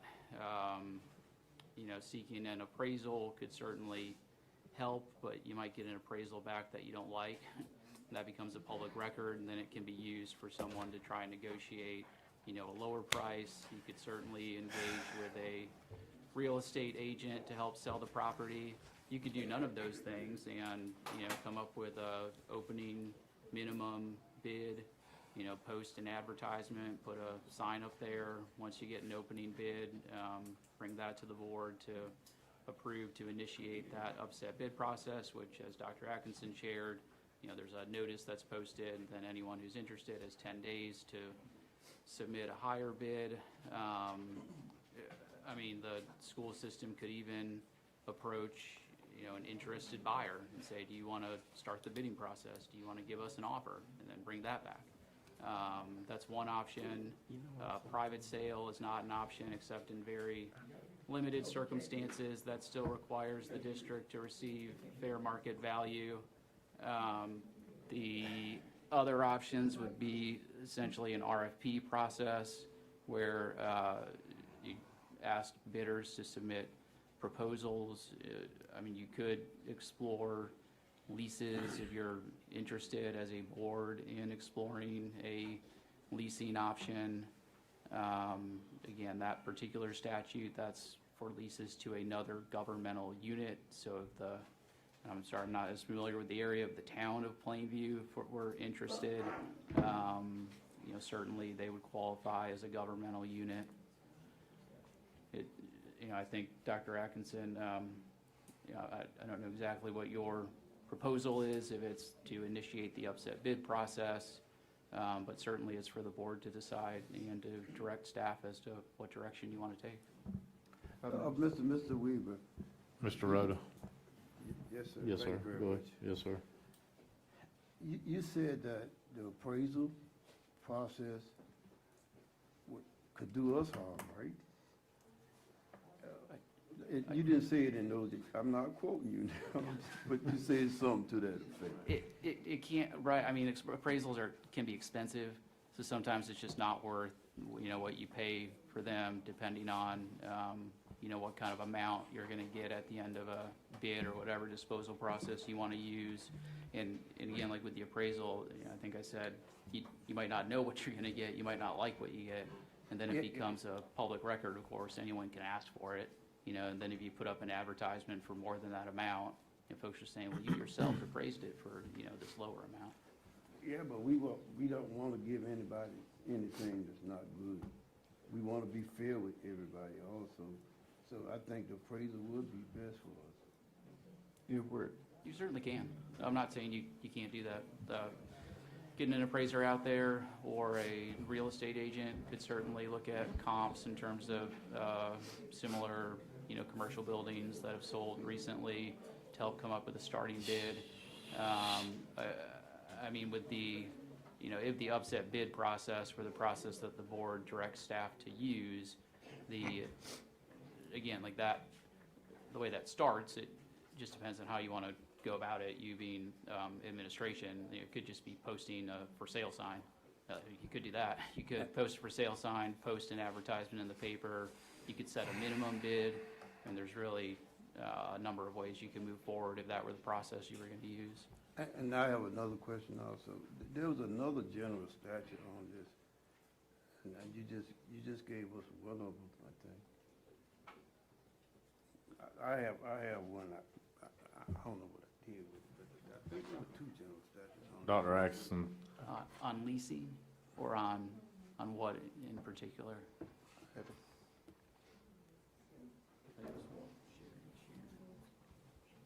I wanted to. Right, there are statutes around requests to lease property from charter schools in terms of the restrictions on, specifically on school districts, on, donating property that comes from the Constitution, the old 1940s case. So that comes from the Constitution and case law, that restricts public school districts from donating property, whether it's real property or I had this situation in a district somewhat recently. They bought their own therapy dog, and someone wanted the dog when it was no longer useful to the district. We told them you had to declare it surplus and get fair market value. I mean, it applies to everything. Mr. Thomas, or Ms. Thomas? Were you? Okay. All right, just a couple of things. If we could, Mr. Weaver, is it possible that we could release our most recent process that we've gone through in regards to real property with Booker T. Washington School?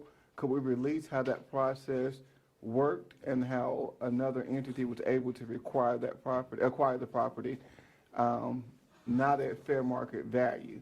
So then that way, that will serve as a blueprint for everyone that's interested in purchasing the property.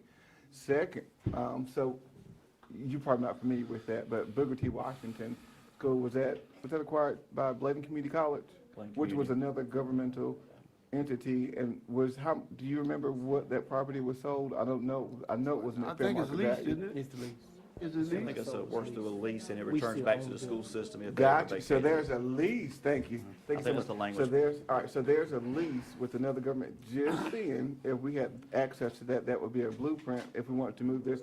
Because I heard Dr. Atkinson mention before about some of the expenses of a lease, and that would still be the same, it would still apply to the lease with Bladen Community College. So if it's too expensive to lease to another government entity, then it should be too expensive to lease to them as well. But we could structure a lease that our district is not liable for if injuries or some of those other things. We could construct a lease to our benefit. I think it would help us get the property into the right hands. But Dr. Atkinson, you mentioned a general statute earlier, and I was not able to write down the general statute that you mentioned. So just to be sure that I'm clear, that the property in Clarkton, Booker T. Washington, is leased. I believe, I would have to verify and go back and look how Attorney Grady did that, but I believe it was written, I may be wrong, because the conversation was it being an educational institution, kind of like the governmental thing. I believe it may have been written as a lease. I'm not 100% sure. I can get my hands on that document. But that was done with the prior representation of the school system, so. We have. Hold on, Mr. Edwards. He was going to, Dr. Atkinson was getting the statute that you mentioned earlier. I think it was, might have been that same one. It was the one Attorney Lynn gave us. I think that was the, Was that 168, 270? that was the one, yes, sir. That was the one he just read. Yes, sir, that was it. That's the one she shared. Mr. Edwards. Dr. Atkinson, what action has the board taken? I know we have a for sale sign at Plainview, correct? That's correct. Did we take action to start the upset bid process already? No, sir, that's all that's been done. Nothing's been done yet in terms of a process for, or lease or upset. Nothing has been done on those aside from just the for sale sign that was mentioned at a meeting, but, and absolutely nothing nothing at East Arcadia at this point. Yes, sir. So, Mr. Davis, you have one more thing? Yeah. I hear everything that the board attorney is saying. I thank you for that, sir.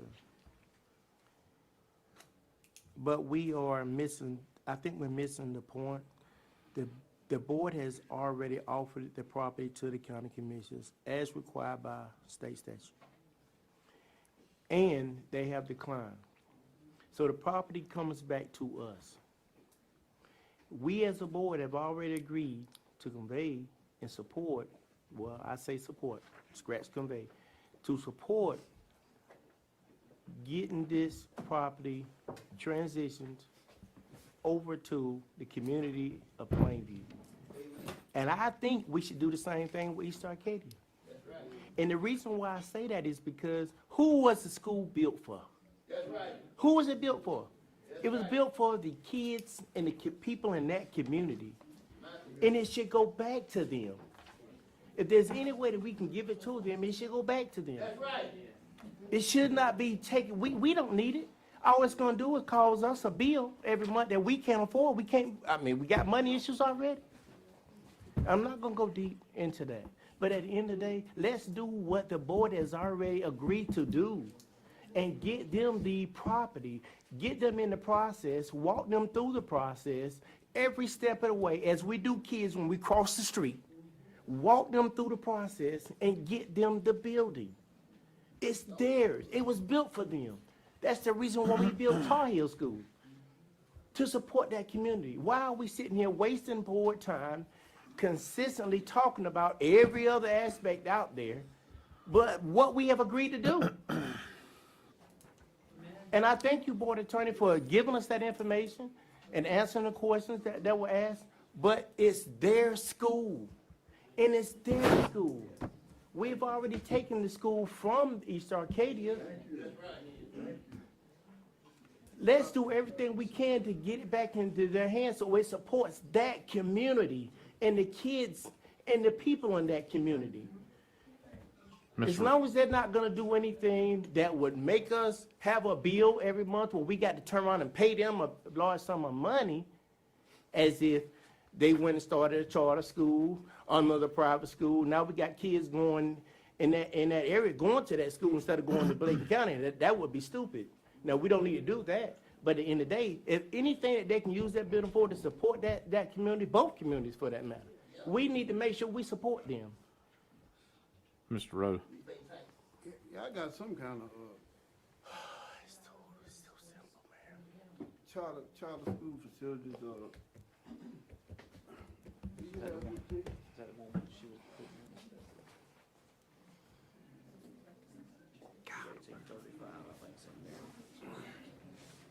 Could you read Yes, sir, that was in general board statute? docs. That's the statute on charter school facilities, 115C dash 21835.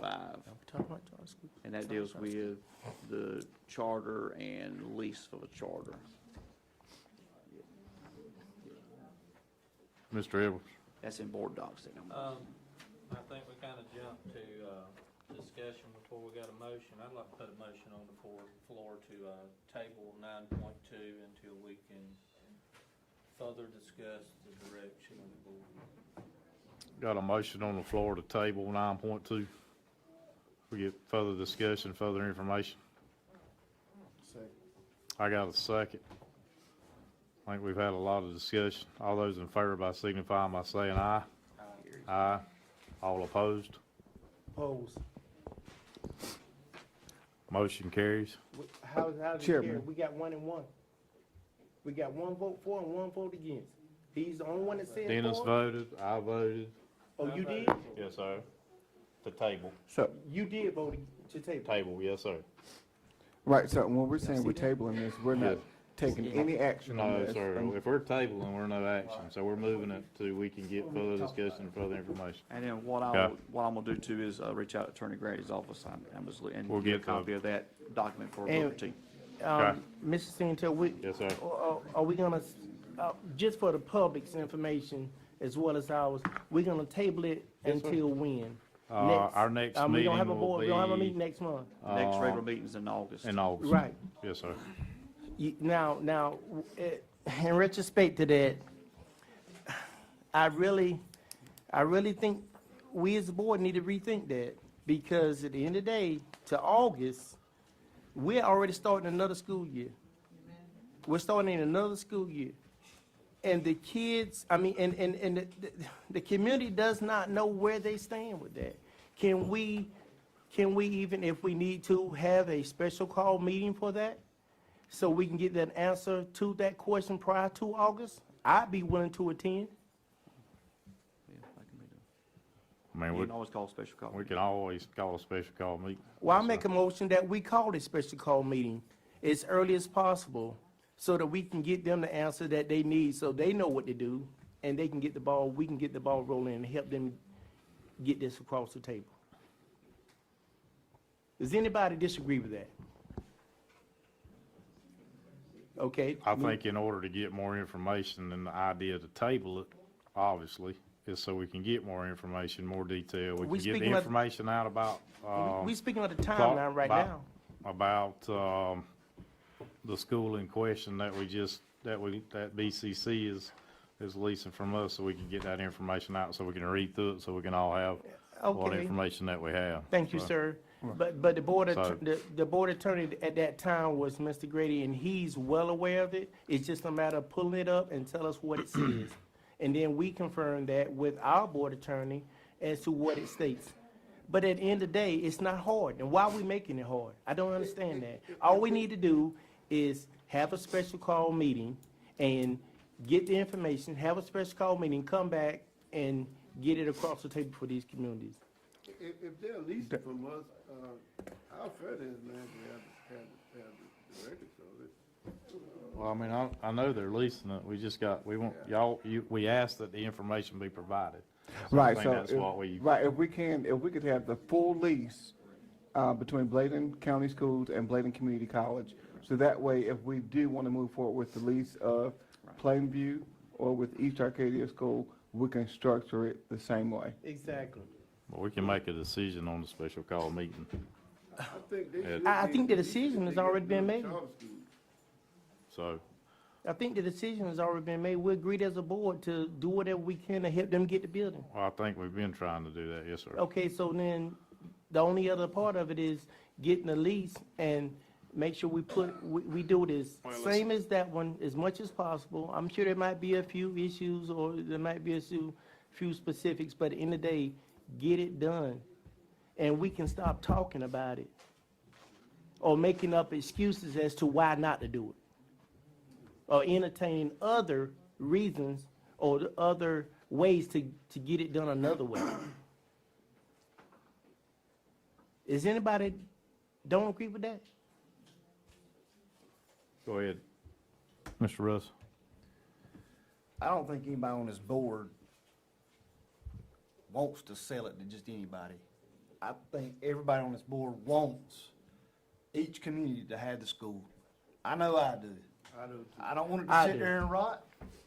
Let it go to the community, let them do something Well, with that's- it. And I think we're all in agreement of that. Okay. So, we can make a decision, but we have to do it the right way so it don't come back up later where That's- somebody's gonna get Agreed, messed up. agreed. That's why So, I just think we just need to that's why we relax and, I mean, it's gonna happen. getting the It happens. information. That's why we're getting the information from Mr. Grady as as Dr. Atkinson has stated. And we try to make sure it looks just Dr. like Atkinson. or very similar to it. Let me clarify, and I don't have the document, but I have a message here. I was looking with the BCC president. It looks that it was not a lease, the property was deeded to Bladen Community College. It was not leased to Bladen Community College. And so we'll get a copy of that. That's from what I'm reading here. And so. That's even better. It says prior, so it was a survey, and so I'll get you all, we'll get that pulled, get our attorney to review it, also share that with you all. But so I want to correct that Right. statement of And if we Lisa. can include the general statutes in that information that you share with us, and then the dollar amount that the building was deeded to them, or what the purchase price was. Because I don't think it was fair market value. I'm sure it was definitely was significantly not. lower It than that definitely amount. was not. I'll get everything we can grab on this and get it out to you all. Thank Also, you, I didn't sir. want to And- correct and- it. and- I didn't want to be Mr. misleading by saying lease. I want to Mr. correct, I just happened to Secretary, catch that. Hold on, If you will, hold on. please. Let him finish talking. Go ahead, Mr. Davis. I don't want to put the gentleman on the spot, but he's in the room. And he speaks for Bladen Community College on number of occasions. Okay? So, and I know you're not on the agenda, sir, but at the end of the day, it can be clarified very easily. We're not going, I don't think we need to sit here and play the game in front of the community, man. It's just not right. It's not right. Well, Let's get it done the best we can. We've all agreed to do it, as Mr. Russ has already stated. We all want them to have it, so let's just get them through the process, walk them through the process, and get it done. Okay, let's move on to action item 9.3, career and technical education, local plan 2026-27, Ms. Dana Mines.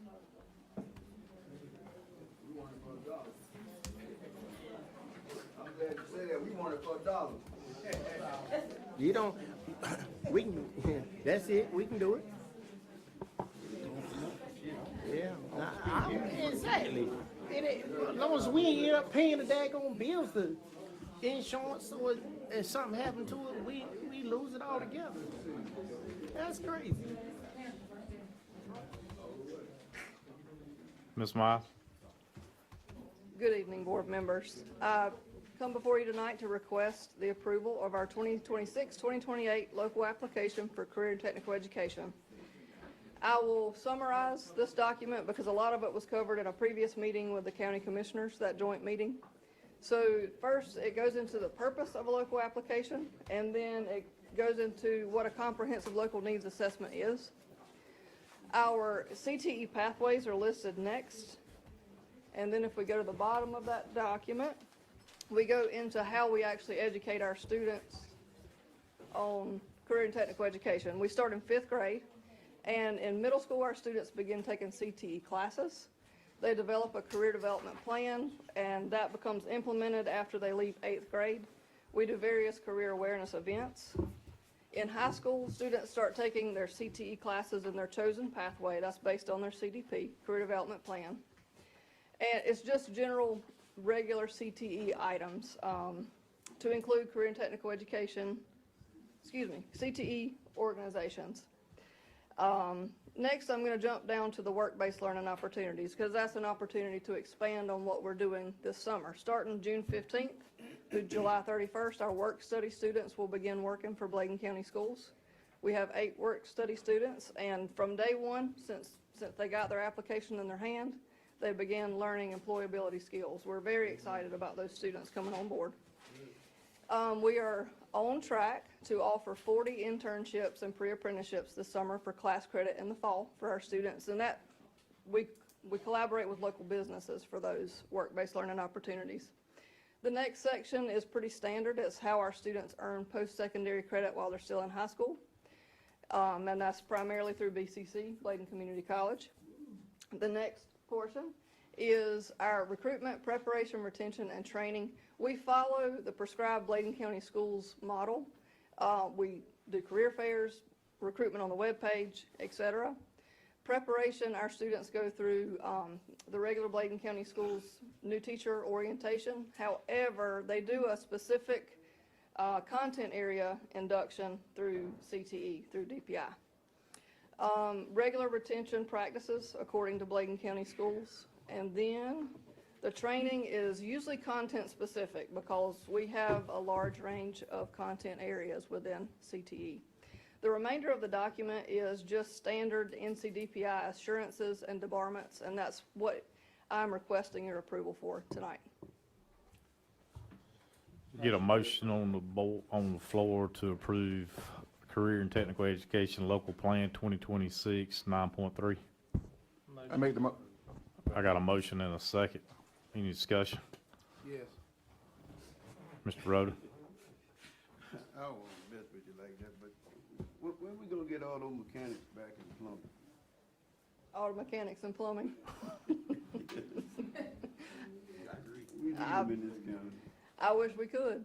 And it's a very good collaboration opportunity with Bladen Community College, honestly. Our months of employment are at maximum, but there is a demand for auto mechanics and plumbing. I do agree. And we've actually started communicating with Bladen Community College to offer those flexible type programs and variety for our students that wish to enter trades like that. We've started looking at facilities that already exist, which is a very easy upfit to serve our students. Okay, thank you very much. That's a good question. Thank you, sir. Bring it to your attention. Thank you. All those in favor by saying aye. Aye. All opposed. Motion carries. Thank you. Thank you. Action item 9.5, lease agreement for purchase of teacher computers, Mr. William Bell.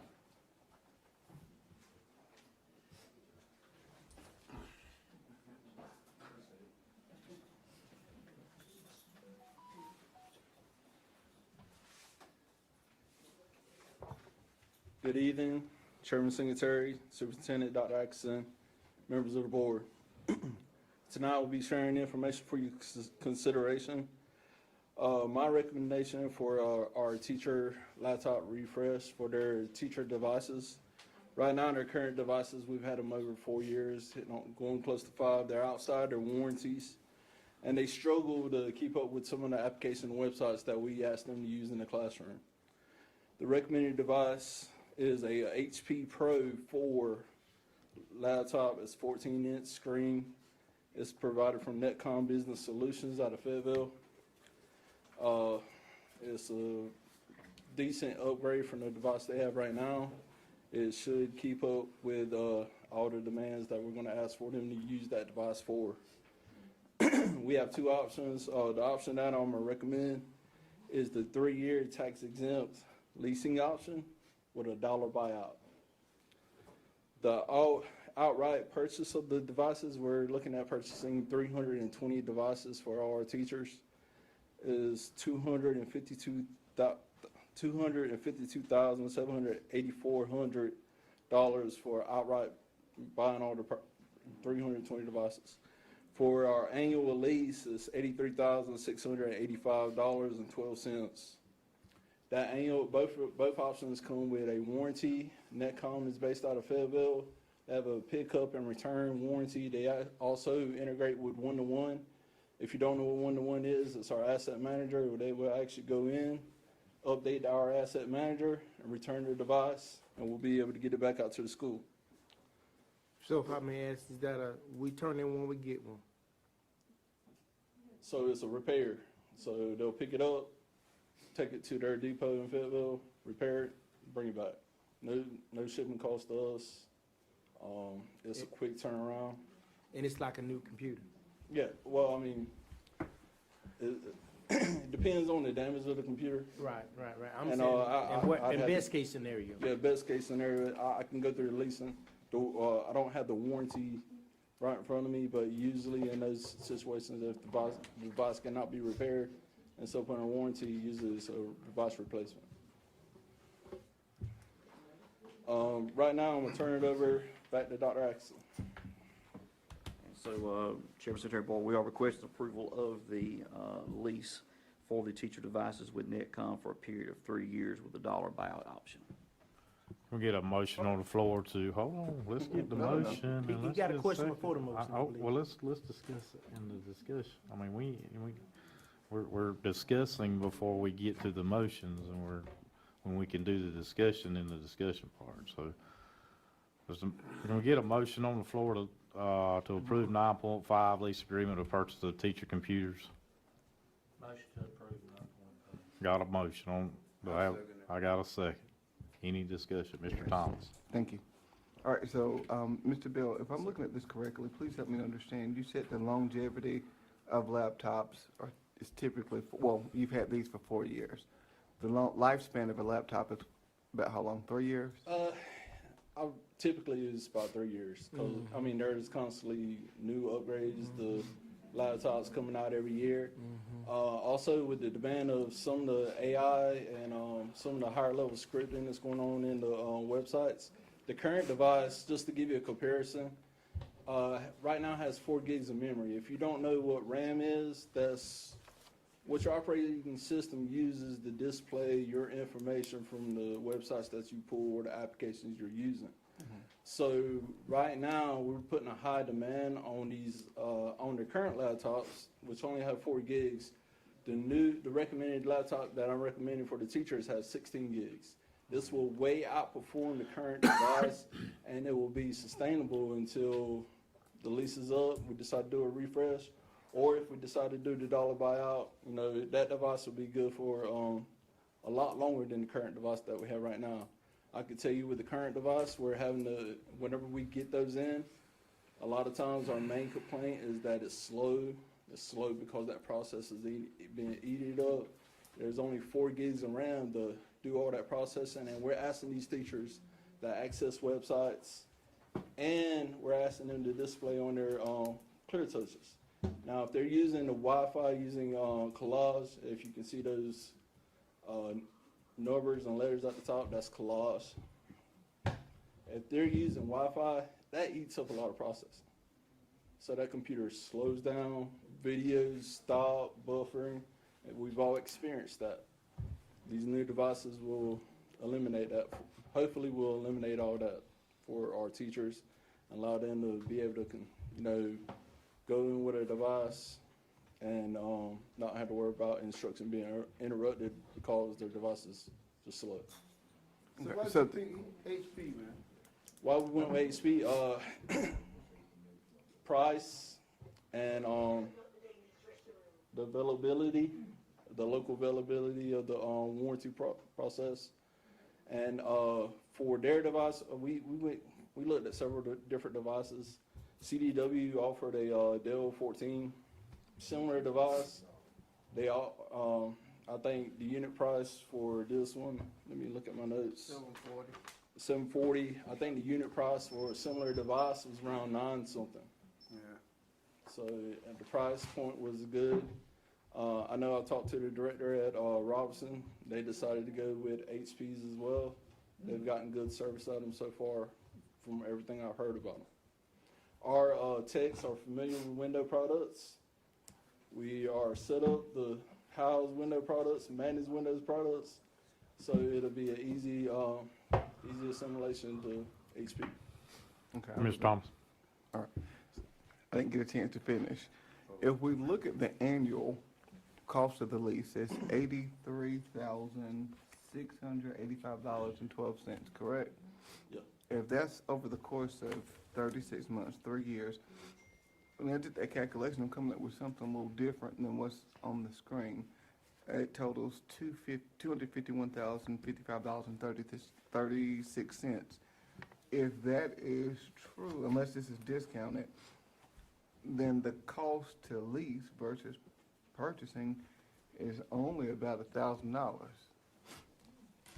So, just trying to I'm trying to be mindful of why is it better to lease if we're going to purchase with the warranty. I defer with Dr. Axon. Typically what we have done in most of our device, it has been the leasing. You got the lease factor, I'm not sure what the rate is in there. The outright purchase was just a matter of trying to stretch that cost across versus a one-time. One thing too is I think sales tax may be deferred on that. Yeah, it's tax exempt, so we don't have to pay sales tax. Whereas if you for purchase, you leasing got to pay the option. tax. Right. And also, at the end, we do have that dollar buyback option, so we could actually decide to buy back these devices. We could continue to run them a little bit longer and just repair in-house, or, you know, if we decide to do a refresh, you know, we can refresh and still have these as loaners for our teachers. Okay, You so- know, when I bought my computer, you know, it's old, Yes, sir. but it had a 3-year warranty on it. Yes, sir. So if we buy a computer, a laptop, we gonna get a 1-year warranty anyway, and then we pay $27 or $30 and get the 3-year warranty. Wouldn't that be cheaper? Well, with the warranties, definitely when we're purchasing a boat with the governmental side, different third-party sellers usually have their own warranty policies. CDW has a particular warranty policy. Netcom has theirs. It really depends on the purchase, and Dr. Atkinson could probably give some additional information, but that's generally. I understand what you're saying about, we just lose all responsibility of keeping it up. I understand that. Yeah, and with that warranty, and like I said, we looked at several different options. We looked at Apple, we looked at CDW's Dell laptop, Netcom. Just seems to be a good fit for us. It's going to have a very quick turnaround time for any damaged device. And it being a Windows device, our techs are familiar with those. So even if we decided to buy them back at the end, we could repair them in-house. I got a question. Go ahead, Mr. Evans. Where are we gonna get the funding at? Which pool of money are we coming out of, Dr. Atkinson? The lease can come out of capital outlay, but we have identified some potential state dollars that close out 6/30. That make it go toward the first payment, but we got to just double check that. But we would be our leases in the past have gone through capital outlay as a will be part of FF&E.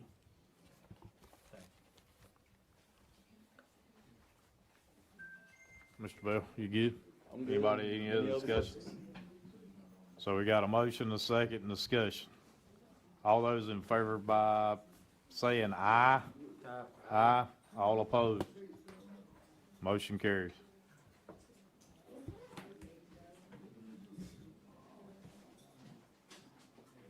Action item 9.6, review of board logistics, possible policy revisions and recommendation. Dr. Atkinson, Attorney Weber. All right, thank you, Chairman, Secretary, board members.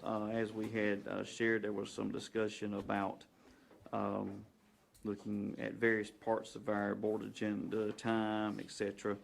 And so as promised, did do some reviewed some possibilities. We talked with council, assist us with a Board of Education who has some similar things. I kind of just want to talk you all through. It's listed for action in case you all want to take action tonight. Don't have to, but just want to kind of share that. So we obviously looked at our Sand Hills region in terms of typically when boards have their meetings, when they occur, and any kind of note specific to that. We had kind of briefly talked about some various options, and so there's a list from Anson County on down. And again, we tried to look at their regular meeting schedule. A couple were a little off, a little different, but for the most part, most of them kind of had a set time where they met. It could go from, we saw some on Mondays, Tuesdays, etc. And so, you see the start times all over the place. You have some that start as early as 5 o'clock. Sampson actually starts at 7 o'clock. And so I know part of the conversation too, obviously, is looking at length of meetings, time, the ability to recess, parliamentary kind of things. And so I made some notes over there that on the side that kind of talks about some things that kind of stuck out in terms of like layout of agenda. One thing that I think we even kind of threw out there last month, but the possibility of the board could convene, go into closed session, handle matters there, come have a set time for regular start of the meeting. The board could always go into a second closed session. That could be a standing item on agenda if needed. And so we saw some that have started with closed session. They come in, preliminary, go at closed session, come back. Times are all over. Majority will be on Mondays and Tuesdays. And this is just a kind of a list to recommend. It's just some changes. Potentially if the board want to consider something that's not, obviously not set in stone, just to kind of synthesize where we are. What's the positive of potentially not having a meeting on a Monday and going to a Tuesday or another day? Obviously, it's the first day of the work week. Things are going on during the school year. Would give, if you looked at something like that, I kind of just did some informal conversation with folks that do that. Said it's helpful for them because obviously Monday, if there's any outstanding questions the board may have prior to a meeting, give staff a chance to pull any resources together for that. So those that kind of do Tuesdays, said that's kind of why just again informal, why they did Tuesdays and versus Mondays. So up to the board, don't matter. There's no set time that would have to be. Right now, we're, for the most part, unless there's a month where there's one of the admin conferences or a school board's conference, we typically are the second Monday of each month, obviously, at 6. There was a time when our board meeting started at 6:30 a few years ago. And so the board could consider a change of day, change of time. We saw several that had 5 and 5:30. If you was something you wanted to consider, you could do that. Maybe go start a little bit earlier, especially with spotlights, getting folks in a little bit earlier. You could start the closed session earlier. It could be, for an example, like in this one, you could say we're starting at 5:30. Board comes in, adopts an agenda, votes to go to closed session, do a closed session period, 30 minutes, whatever. And we tell folks we'll be back at open session by 6. If we don't get finished, we'll go back into close later. Or if it gets handled, there's no need for a second closed session. We've seen one time, I remember, this is just not on paper, but I remember when Bladen had closed session directly kind of in the middle, and that's before you did any action and information items. That got to be lengthy sometimes, obviously. And so it's just a matter of where, folks want to be. So that's an option to the board. Maybe change the start time back. Thinking about time, Attorney Weber shared with me from Orange County. Orange County, their policy actually has an end time in their policy for a board meeting not to extend past that end time unless majority of the vote of the board says to go later. What typically happens is whatever is not finished on the agenda, the board recesses and comes to another meeting to finish it up, or those items carried to the next meeting. And so Orange County has that. So for example, if we decided we wanted to go to a 5:30 start time, I think Orange County has a 3-hour cap on their meeting. What the policy could say was board meetings will end at 8:30.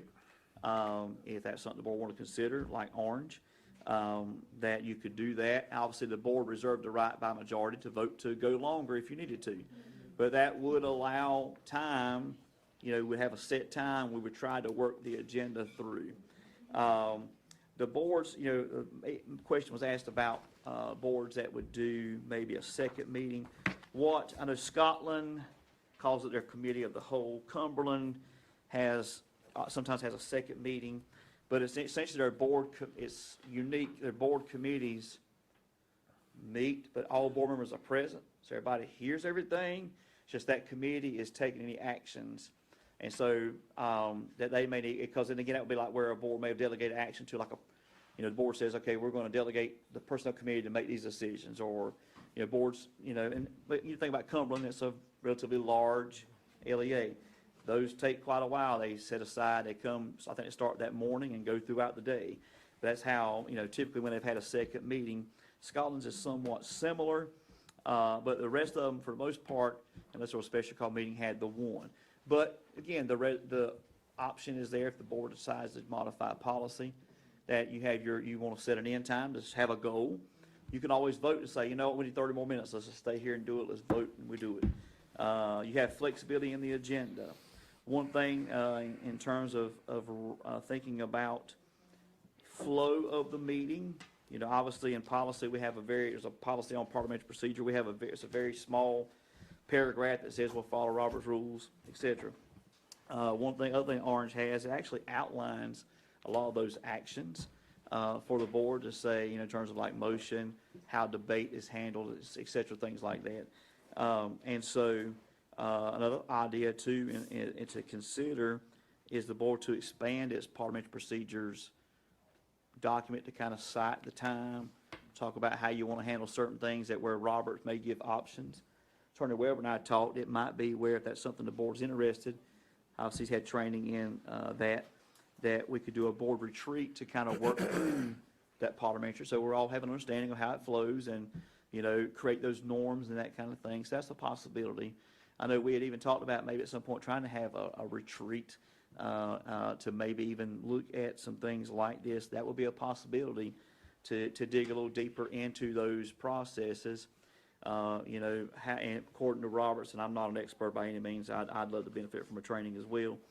But, you know, kind of how the order is in terms of what call do you go through, those in favor of the motion speak and not against the motion speak, how many times is spoke.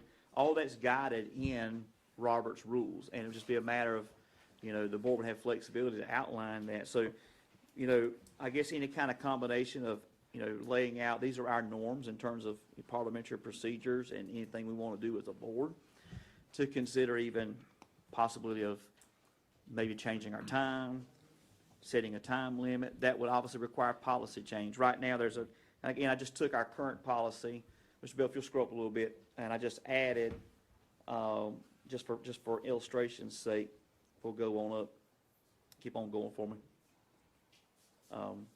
I'm sorry, other direction, I apologize. Down, what I just said down, not up. Keep scrolling down. And so for, go ahead down some more. Keep on rolling. And so there's two policies, 2300, which talks about the types of board meetings. And in here we've got a copy of Bladen's current. We have the one from Orange, and then we have the one that would be if we married, some kind of combination. Keep scrolling, Mr. Bell. I think I've got that one highlighted if I remember right. So this is the original, keep on rolling. This is the different Bladen, keep on going. Hopefully the highlights. Okay, so here's the draft. So if you'll scroll up slightly, so this is where that language would potentially, this is where it resides at in Orange. Scroll up just a little bit where that section's highlighted. So the bulk of that policy would remain the same. If this is something the board wanted to consider, we would state when we have our meeting. Now, Orange didn't define a day. I think that's left because there are times where the board has to, when you adopt your yearly schedule, which we've already done, but we can change. As long as we give 7 days notice, you can change the board's meeting schedule. And so, for instance, a draft would be, we would start at, if you did 5:30, and we will not continue past 8:30 except by majority of votes. That's consistent with the language that is in the policy from Orange County. And it said any item remaining on the agenda would maybe be carried over to the next meeting. That doesn't necessarily mean next regular meeting. It could be a special call meeting, or we could, the parliamentary procedure-wise, you all could recess a meeting and come back and pick up the agenda from where it is. And so that would be, if that's something you wanted to consider, something like that, that would parallel what Orange County has in their policy about specifying a start time and a goal of ending. But again, giving the board flexibility, you all could go past that. Let's go on up to the other parts, Mr. Bell, scrolling up, I think it's toward the end. And we'll keep on rolling. This is the one, the policy on parliamentary procedure. Keep on scrolling. Well, that mouse is a little slow on us. And so this is 2340. The Bladen policy is relatively smaller. This one here, I think, is the one from Orange. Let's scroll back up, make sure I'm talking right. I think this is the one from Orange. All right, so if you compare the current Bladen version of 2340 versus Orange County, Orange is much more wider. It deals with how we address the board, decorum in a meeting, the motions, talks about what a point of order is, debate limits, reconsiderations, presiding officer. So if the chair goes to active debate, there's things you can do there. So it outlines several things about motions, et cetera, all part of Robert's rules, but it kind of lays everything out.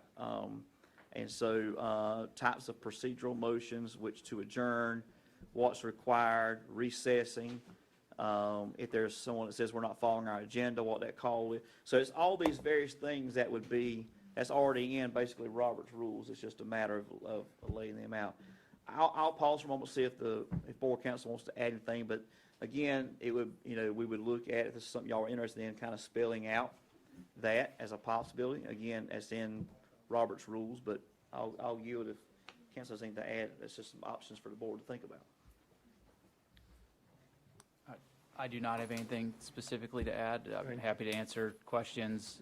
Like Dr. Atkinson said, there are a number of different options if boards are looking at ways to streamline meetings, whether that's multiple meetings, placing time limits on meetings, incorporating some of the components of Robert's rules directly into your policies, training. These are really all options that are available to you. Mr. Thompson. I have a couple of questions. In regards to these, as we look at parliamentary procedures and some of those other things that have taken place in other counties, if we wanted to draft a new policy, we would have input in that. What would be the best way to do that, since there are so many different policies that we're pulling from? And then with Robert's Rule, I do want to ask that when someone is presenting, I just want to be sure that I'm clear on this. Whenever someone is presenting, we can ask clarifying questions, but when we actually make the motion, is seconded, and we're going to discussion, that's just for board members, not for us to ask questions outside of, we would have all the information prior to us deliberating. Just ask a clarifying question. Ask questions of staff. Right, if somebody's presenting, if it's a vendor or maybe a staff member, if we have a question, we ask the question prior to having motions, and in that way, if we have any concerns and things of that sort, we discuss that at that time. I think board members can ask questions during debate. I mean, after a motion's been made, there's no restriction on that. Like, if Okay, there's a so do we question do for it Dr. before, Atkinson. just to be sure that we're in compliance with Robert's Rule, are we doing this before the motion is made to ask clarifying questions, and then we debate, or we, I guess, talk amongst ourselves with the concerns or some of those other things? It's just what we're doing now, or what was taking place tonight, is that we wait for those folks to finish, make a motion, come back with the second, and then we discuss, and then we have to ask questions to the person that's at the podium at that time. I thought we had to have all the information prior to making the motion. I think he No, said. you can ask questions when At after any a time. motion's been made. So either or would be Or you ask- either I'm before the sorry, motion? Your question is, the same question I had just a second ago. Is it permissible for us to ask the questions of a person that's presenting prior to a motion being made? Can we ask those questions either before the motion or when we're addressing any concerns? That's the way we've done it in the past. That's what I thought. right, I'm sorry, I understood your question as like a limitation on No, I didn't say you asking questions after motions are made. You can, of course, ask questions of staff. No, because what took place earlier, I was asking Mr. Bill a question, and the chairman told me to refrain from asking questions until we get to the discussion 'Cause he's piece. wrong. So I thought we asked questions prior to, that way we have all the information before the motion is made. But it's neither here nor there. I just want to be sure that I had a clear understanding of it. And to make sure that I have a clear understanding of it, once the motion's been made and maybe second, and then we have the discussion, another question may come up based on the discussion, and we may need to confer to the person that's giving the presentation, because they're the ones that's gonna have the answers. That's all part of discussion. It doesn't limit a board member from asking those questions to the person giving the presentation, because they would have the answer to those questions, so that we can make a decision upon that discussion. Am I correct? Correct. Board Thank you, members can sir. ask questions of staff during discussion. Mr. Edwards. I got a question. Would I be able to make a motion now and just entertain the board to see if they would like to follow the Orange County's guidelines as far as 8:30 or 5:30 to 8:30 as far as board meeting times, to revise our policy, or would we need to do something else? Now, Orange does not, I think theirs was a 3 hour, they start a different time. I think I was using potentially 5:30 start time, 3 hours would be 8:30, but it would be similar to that. David, I'm wondering why are we changing it? That's what I'm wondering. Because I'm gonna tell you why I'm asking this question. We didn't have this problem until we started bringing the teacher of the month and the students of the month at each school, and we didn't have the, and the summer months, we probably won't have that. Right. And also, we won't have people coming in, the ball field, until probably November. Right. December, you know, we probably won't have those guys coming in either. Right. But that's what I was trying to do. And that's something we've thought about as administrative team to consider how we could revamp the spotlights and recognitions. What would be done at the school level versus that would come here. And even that's something we had discussed, and in fact, we meet with principals coming up, we were going to kind of iron out, because there's some things we believe we are trying to be mindful of doing more recognitions. Obviously, you know, there's some things we could try to do that might be better fit to do at the school level versus if it was something that's, you know, district-wide or regional, state, maybe that would come to the board, but kind of ironing some, that's something. And all this was, again, I had promised you all to do some study and kind of share some things that we had found. Again, I didn't go far outside of, you know, the policy shared with Orange. Most everything was, you know, specific to our region. It'd be up to the board, obviously, if you all want to look at, you know, doing anything in terms of your start time or limitations and all, but just want to kind of report back on that and what that would look like if that's something you all wanted to do. In my response to that, Dr. Atkinson, if the board considers that as an option and we move forward with that, I would say that we definitely need to make sure that the board members know when these activities are taking place at the school, because we need to celebrate our kids. We need to make sure we support them. And one way that we've always made sure that we show that support is by being here.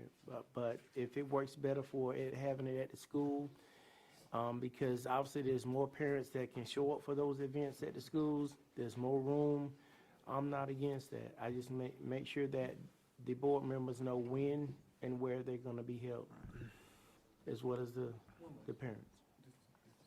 Mr. Thomas. I'm sorry, please don't run me out, but if we could, for our next meeting agenda, if we may have this on there, if we could add in there the request from Mr. Dixon about the resolution, to have that on the agenda as well. We talked about it, but I don't think we made notation of it. Also, if we could also, before we leave tonight, make sure we set a special call meeting date so we can get Plainview and East Arcadia the information that we promised them tonight that we would look into. It's basically another meeting that we're gonna have to do. We already agreed to get them the information, but we did not set the meeting date prior to them leaving or several members leaving, but they need that date.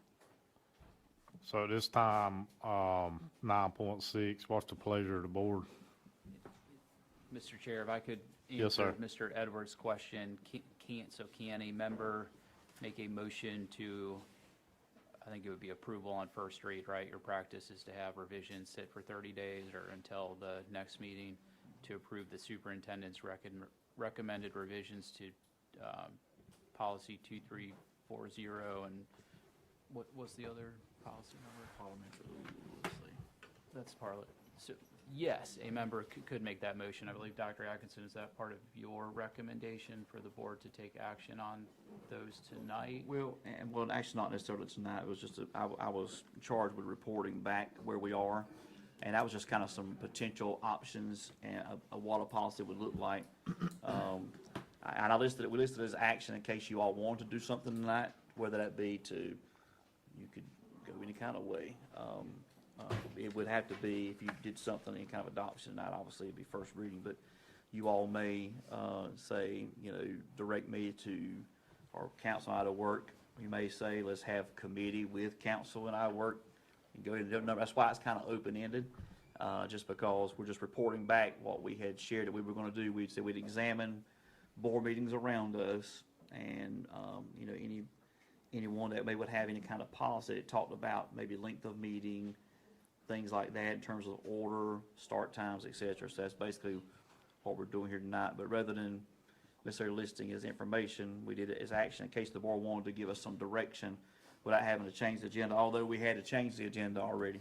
But it was just in place if you all wanted to do anything in terms of moving forward with any kind of recommendation, whether that go to committee or direct us to do something else, et cetera. So whatever the board's pleasure would be on that. Those two policies were 2,300 board meetings, and the second policy, let me scroll here, with proposed revisions is, We can't hear you. He's the trying to two figure out what policies are that second policy- 2,300 and 2,340.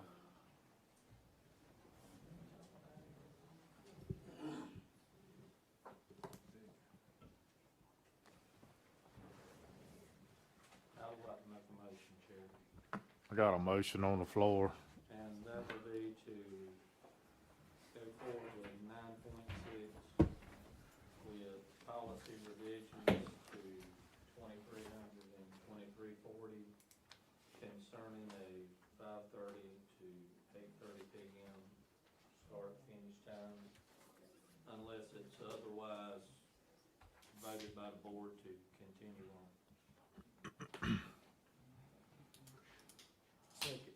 So I got a second.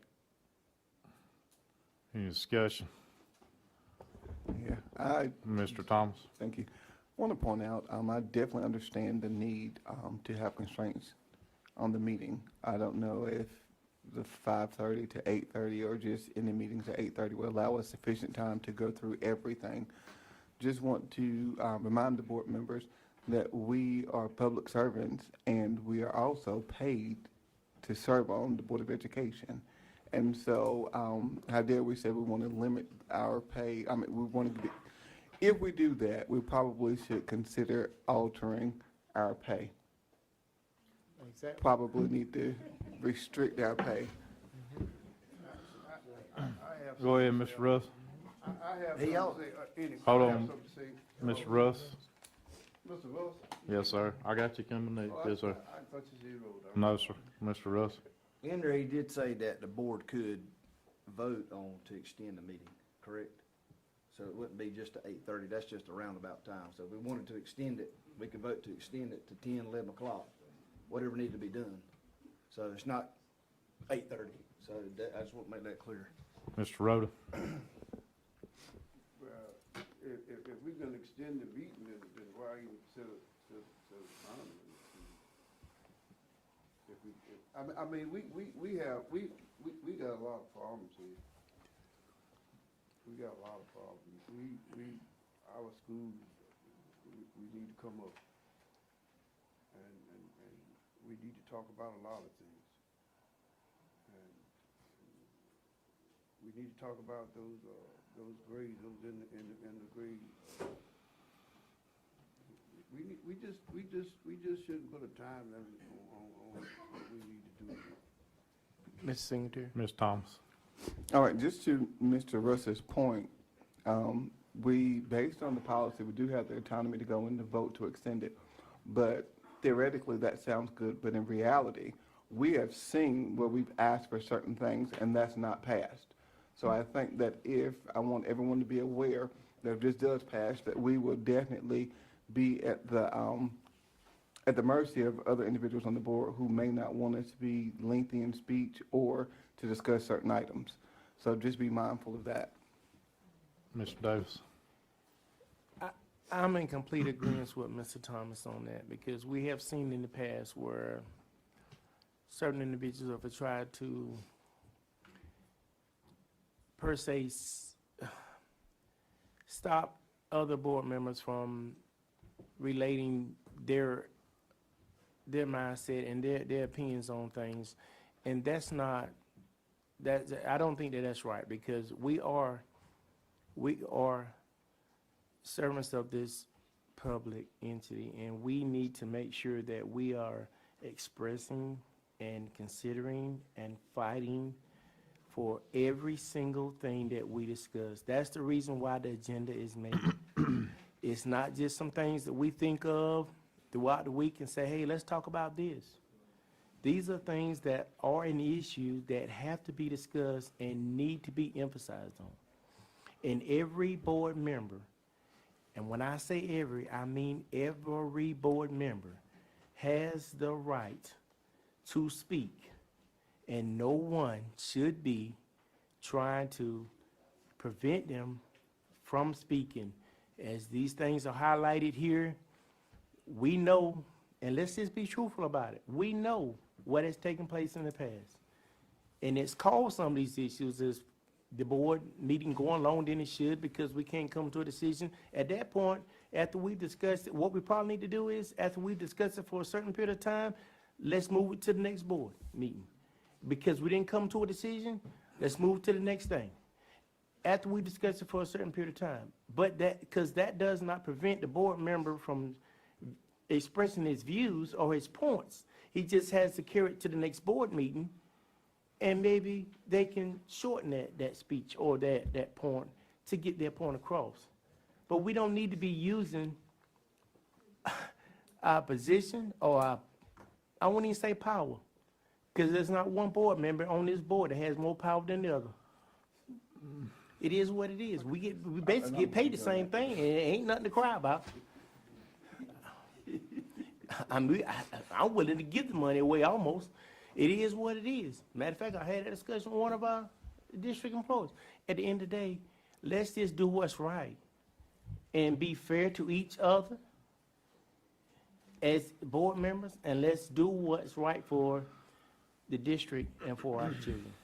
Mr. Thomas. All right, so just to another point, I think that there are some nuances or factors of the policy that we could benefit from. I think the time constraint is just not going to be favorable, but I think, and I wholeheartedly believe that decorum is a big thing that needs to be included in the new, because I think that sometimes we are lengthy in speech, and we have to stay on point with issues for the sake of time. And I think once some of those things are pointed out, that's going to help us save time in the meeting. But the decorum and the motion process of professional development would definitely help us get there.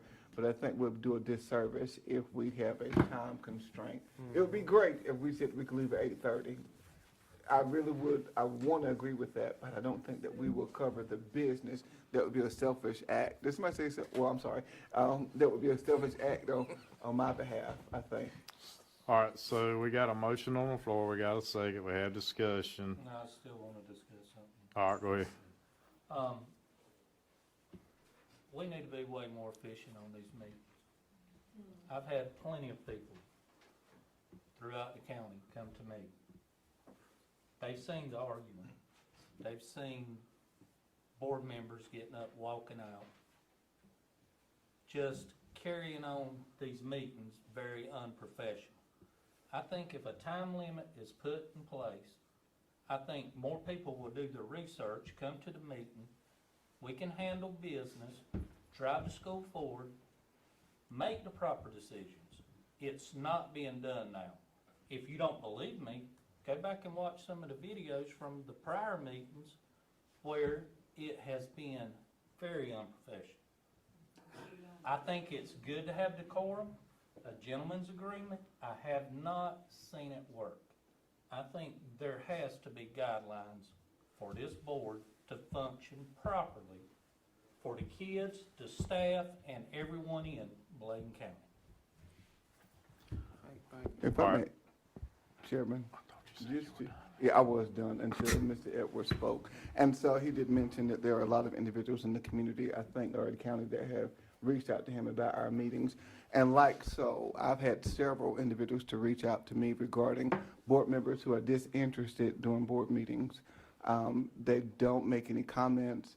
They don't ask any questions. They are not engaged. They are tardy, habitually, absent. That is equally as offensive and unprofessional. So I think it goes beyond being lengthy in speech. It is the whole incorporation, meaning behaviors or lack thereof engagement. All right, so requested the gentleman's agreement so we got to do better. our action on the floor. We've had discussion. All those in favor of what Mr. Edwards spoke about, signify by saying aye. Aye. All opposed? Nay. Motion fails. So it's off. All right. We will move on to action item 9.7, spring 2026 custom policy updates. Dr. Axe. Thank you, Chairman, Secretary, Board members. The spring 2026 custom policy updates from the North Carolina School Board Association have been sent to us, and we're asking the board to place these on the table for review to be brought back at the next regular scheduled meeting.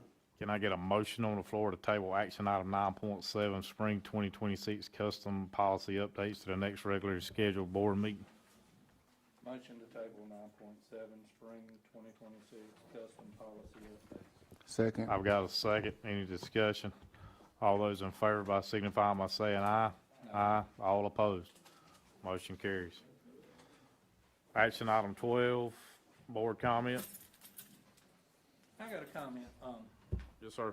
Mr. Edwards. I've sat and I've listened to East Arcadia and stuff like that, and every neighborhood does need a community spot. I agree. I agree with East Arcadia, Plainview. I'm just wondering, if the county got it at fair market value, I'm wondering why they didn't reach out and try to supply these communities and help with upkeep on the county commissioner side. They may have been a lot less legal guidelines for them to follow by than it would have by the Board of Education. I mean, if that's something I could find out from you, Dr. Atkinson, or the attorney, is what would be the guidelines if the county commissioners had wanted to acquire the property and then place it out with the communities, because I feel like this whole thing has put us in the middle of something that it's a disservice to the communities.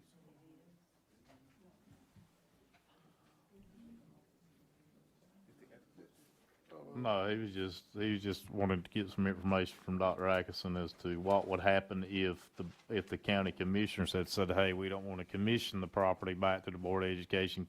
What could they have done for the communities of Plainview and East Arcadia?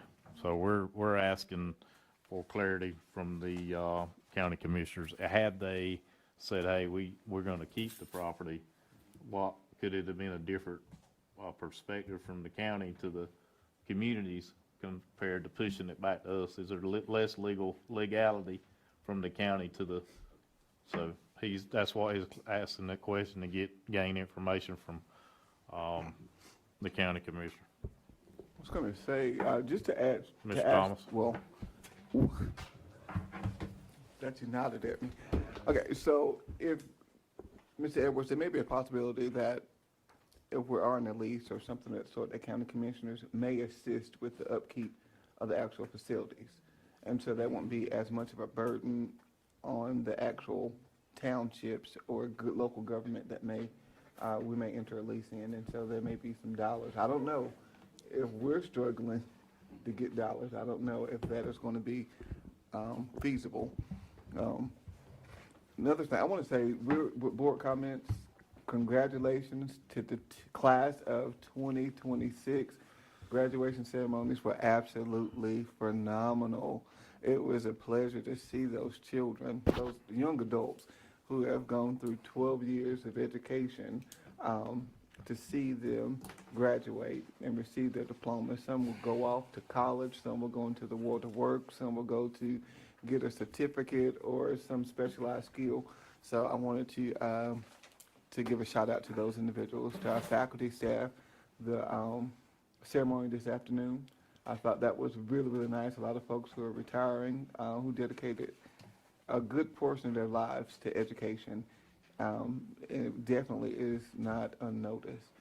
I think the work that we do, I want everybody to remember that the board, I've heard everything about us, from being a rogue board to being talkative or some of those things. I think we're all very passionate about what we do, and we all bring different levels of experience to the table.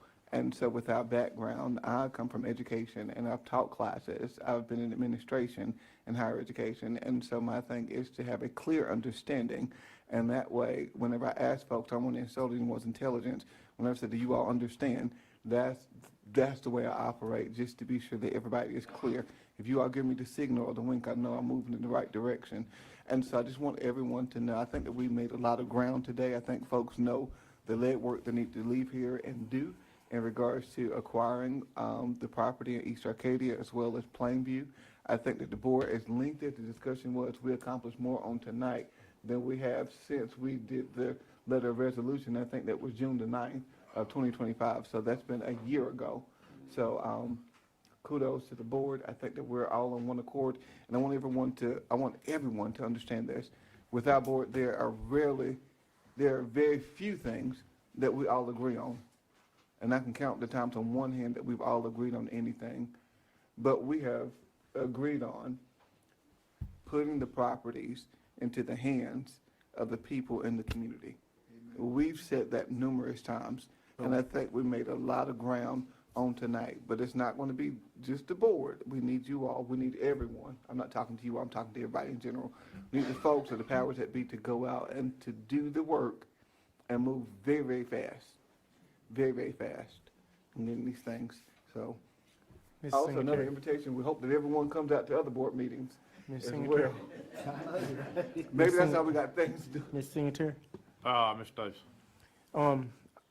Once again, I agree with Mr. Thomas and everything that he said, and I want to first of all apologize for my tardiness tonight, but I had an employee that got injured on job site, and it was almost fatal. And I love my employees because they allow us to do what we do, and I had to be there for them as well as for their families. Matter of fact, as soon as this meeting is over, I'm going to probably take that ride or make that call and get an update as best I can. But at the end of the day, what we do is tough. And my kudos go out to the county commissions because I know they got a tough job too. They got to find a way to make you happy, and we got to do the same thing. And we got to find a way to get it done legally within the perspective that we're given. And that's hard. That's very hard. Some of you just don't know how hard it is. And I can assure you we don't get paid enough for it. I can tell you that right now. But at the end of the day, that's not what it's about. It's about our kids. As me and Dr. Atkinson have had several conversations and agreed upon, they are the why. They are the why. They are the reason why we do every single thing that we do. They're the reason why we sit here every single month. They are the why. Why we get up and go to work, why we teach classes, why we drive school buses, why we have custodians. They're the why. It is what it is. And I will not let that go. I think that's what I'm going to hold on to, Dr. Atkinson. I think that's what I'm going to hold on to. I just think that we need to, as a whole, come together and get this done for our community, both East Arcadia and Plainview. They deserve it. We've already conveyed that we want to do it. All we've got to do is just make it happen. That's all we've got to do is make it happen. Do everything that we need to do to walk them through the process and get it done. It's simple. And once again, we have not set a board meeting, special call meeting for our community so we can get that information to them. So I would like to make a motion at this time that we take the time to do that before we go any further in the agenda. Get that done so that they know what they need to know and they have the information. Dr. Atkinson, thank you for looking up that information for them and getting it back to us and them so they can get done what they need to get done. And we can once and for all let it go. That way the county commissioners don't have to worry about what they're going to do with it. We've already conveyed it to them. We've done what we're required to do statutorily. So, and they said, no, thank you. Thank you, but no thank you. And so now it's come back to us, which is what the statute says. Now all we've got to do is do our part and get it to them. It's real simple. It's real simple. Either by leasing, and I think they have agreed to entertain that, or by finding a way to convey it to them for $1. It is what it is. The schools were built for them. They were built for them. All is happening is the state has given us the money to take care of those schools for the kids. Again, they are the why.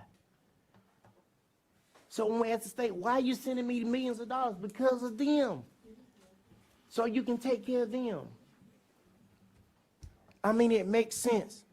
To me, I hope it makes sense to every other board member. As it's already been conveyed, every board member agrees to do it, so I don't understand what the holdup is. We don't have to keep talking about it next month, and the next month, and the next month.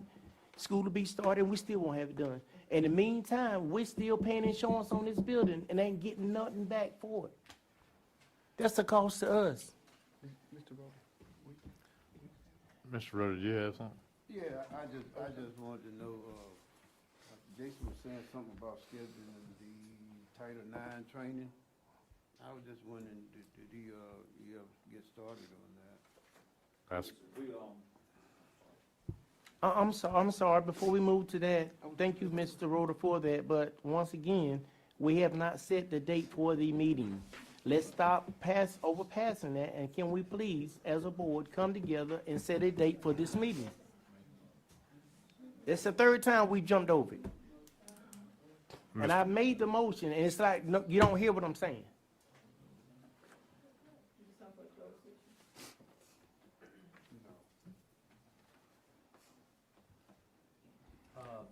Chairman Singletary. Mr. Edwards. With Mr. Hartford Davis's comment, don't you think we need to poll the entire board, because we are missing 4 members that may want to be a part of that meeting, and I think it would be hard to do it, set a date. To set a date, I don't think we need to have the entire board here set a date, Ms. Edwards, because the whole board has already agreed to help them get the building anyway. All we're doing is setting a date so we can have this further discussion for the other board members to be present. We're not discounting them. They will have another board, we will have another board meeting set, and they will be able to attend that board meeting because they'll have the information. And do we always wait on other board members before we make motions and do that kind of stuff? If they don't come to the next meeting, we move forward. Good. I think that in itself speaks volume. Would that be okay with the board? Fine with me. Would that be okay with the board members, Mr. Singletary? Hey, you make the motion, buddy. I made the motion already. I'll make it again. I'll Got make a a motion. motion. You don't have to, we'll second it. Got a second. Okay, we got a second. We've had discussion. Council? I'm a little confused as to what specifically the motion, is it a motion to set a meeting for a specific date? As all special board meetings are, I don't think it's changed in the last year, but anyway, I'm just saying that the special call meeting will be set so that we can get that information. That's what we're working on. We're working on the date. That's what I've asked. Let's set the date. We've already said that we agree to have the meeting. It has been second, so now let's set the date and we'll move on. Mr. Davis, you need to give us a date. With the motion, put the date in the motion. Well, Dr. Atkinson, how long would it take for you to get that information to them? I mean, to us? It's just a matter, I mean, I've got. I think you said you need to contact the past board attorney? I'll verify with our previous council if there's any, what all documentation is there. You'd need at least 48 hours to advertise the meeting before it's held. I understand that part. Yeah, so, this depends on the availability. Obviously, our board council now would need to, be in collaboration with that too, so, it just depends on the time to get it and have it reviewed, and then I obviously y'all understand. get a copy of that, so I understand all that. I but can't it's- speak to when it will be available from the, It sounds like we're back to trying to not determine what we need to determine here. Well, I I have my calendar in front of me. I think that council. 2 weeks from today? Council now needs to understand what we're dealing with, because he doesn't have any idea of what we did, so he needs to get that information in order to process it, to look at it. Just a thought, so. would it be in a deed? I'll have to get that from. Right, I mean, I'm happy to look at documentation. I'm not familiar with the conveyance to the community college. In terms of the motion that's before the board, again, I was just asking a clarifying question. Is it a motion to set a special called meeting for a specific date, or a motion to, Just so you have clarity, because I see you kind of fumbling there. Just to have clarity.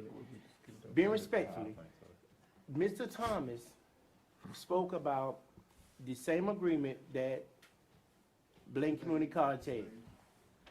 And all we want is, Dr. Axon, all we want is that you get us that same information, because at one point in the meeting, when we were having a discussion, it says that we were under the impression that they bought this, that they leased the school. And then you made, remarks stating that it was deeded to them. Okay, so with that being said, Mr. Thomas made the remark that we need to try to do the same thing for Plainview community and East Arcadia. With that being said, all we're asking is, what do we need to do as a board? Because the county's out of it now. They said they don't want no parts in it. Statutorily, we have met that agreement, and we've met that requirement. So all we want to do now is find out how can we follow that same process that we did for Bladen Community College for Plainview and East Arcadia. Mr. Thomas? Okay, I'd like to make a motion that we have a special call board meeting on Monday, June the 22nd at 6 p.m. to discuss East Arcadia School and Plainview School leases, and also current lease with Bladen Community College. So that's the motion, that we have our follow-up meeting in 2 weeks from today on June the 22nd. I second that motion. I have a second. board members, that there's already a motion that's been Yeah. seconded. I've been asking for clarity as to whether that motion was to set the special called meeting for a specific date. It's basically the board same needs motion. to- It's not the same motion. Sir, with all due respect, it's not the same motion. You did not identify a date. Okay, So let's, that was my can question, he is there a specific date? Can he redact, okay, Redact yours, Redact. redact yours. Okay, There so, is a motion and a second on the floor. Are you we'll vote for withdrawing that. And that- your motion? Are you making a motion to amend his motion? Yeah, that'd be fine, yeah. Or you could just withdraw your motion and then there would be no Okay, I motion make on a the motion floor. to amend, do we need to vote on his motion first and then No. do a second motion? No. Unless Okay, unless, well, I make the motion to amend the initial motion set by Mr. Hartfield Davis to host our special call board meeting on Monday, June the 22nd at 6 p.m. I second that motion. I got a second. I think we've had some discussion. All those in favor by saying aye. Aye, All opposed? Nay. Nay. one nay, 2 nays. two nays. Okay, was, So I think that that was the passes, correct? motion to amend the original motion, so now the board needs to vote on the motion as amended. Second nay. Right. All right, so that So passed. now we got to vote on the amended motion. Okay. Okay. Do we have to make the motion? No, So, You gotta call for the vote. All let's go. so all those in favor by signifying by saying aye. Aye, All opposed? Nay. okay. So we win again. Let's go. Let's go close session. It's done. Jesus Christ. So we got any other board comment? Yeah, I asked Jason a question about the Title IX, thing. Dr. X? With the Title IX Travis Road, what we're doing is we have that set for our convocation. That will be all employees in person. And then obviously we're mapping out a plan. We're working with Ms. Brayboy on, as folks are hired throughout the year, that'd be part of their regular orientation. But that is part of our plan to do that, rather than having the video modules. We would have that as a part of our convocation with all employees. That date's August the 13th, I believe. So we'll be doing that in person with everyone. Right, Yes, sir. that's all I have. That'll be better, I think. Yeah. Board chair comment, we'll move on to that. Before we go to board check Thank comment, everybody for being here tonight. I want to applaud our district office, our superintendent, all our teachers and staff. Obviously, the ones that got to get to graduation saw two fantastic events. I think they were carried out in the most professional way that you could do it. I'm super proud of everybody, all the folks that were involved, the parents, the grandparents, the guardians, aunts and uncles, everybody that got to see, sisters and brothers that got to be a part of it. It's hard to get everybody into one place.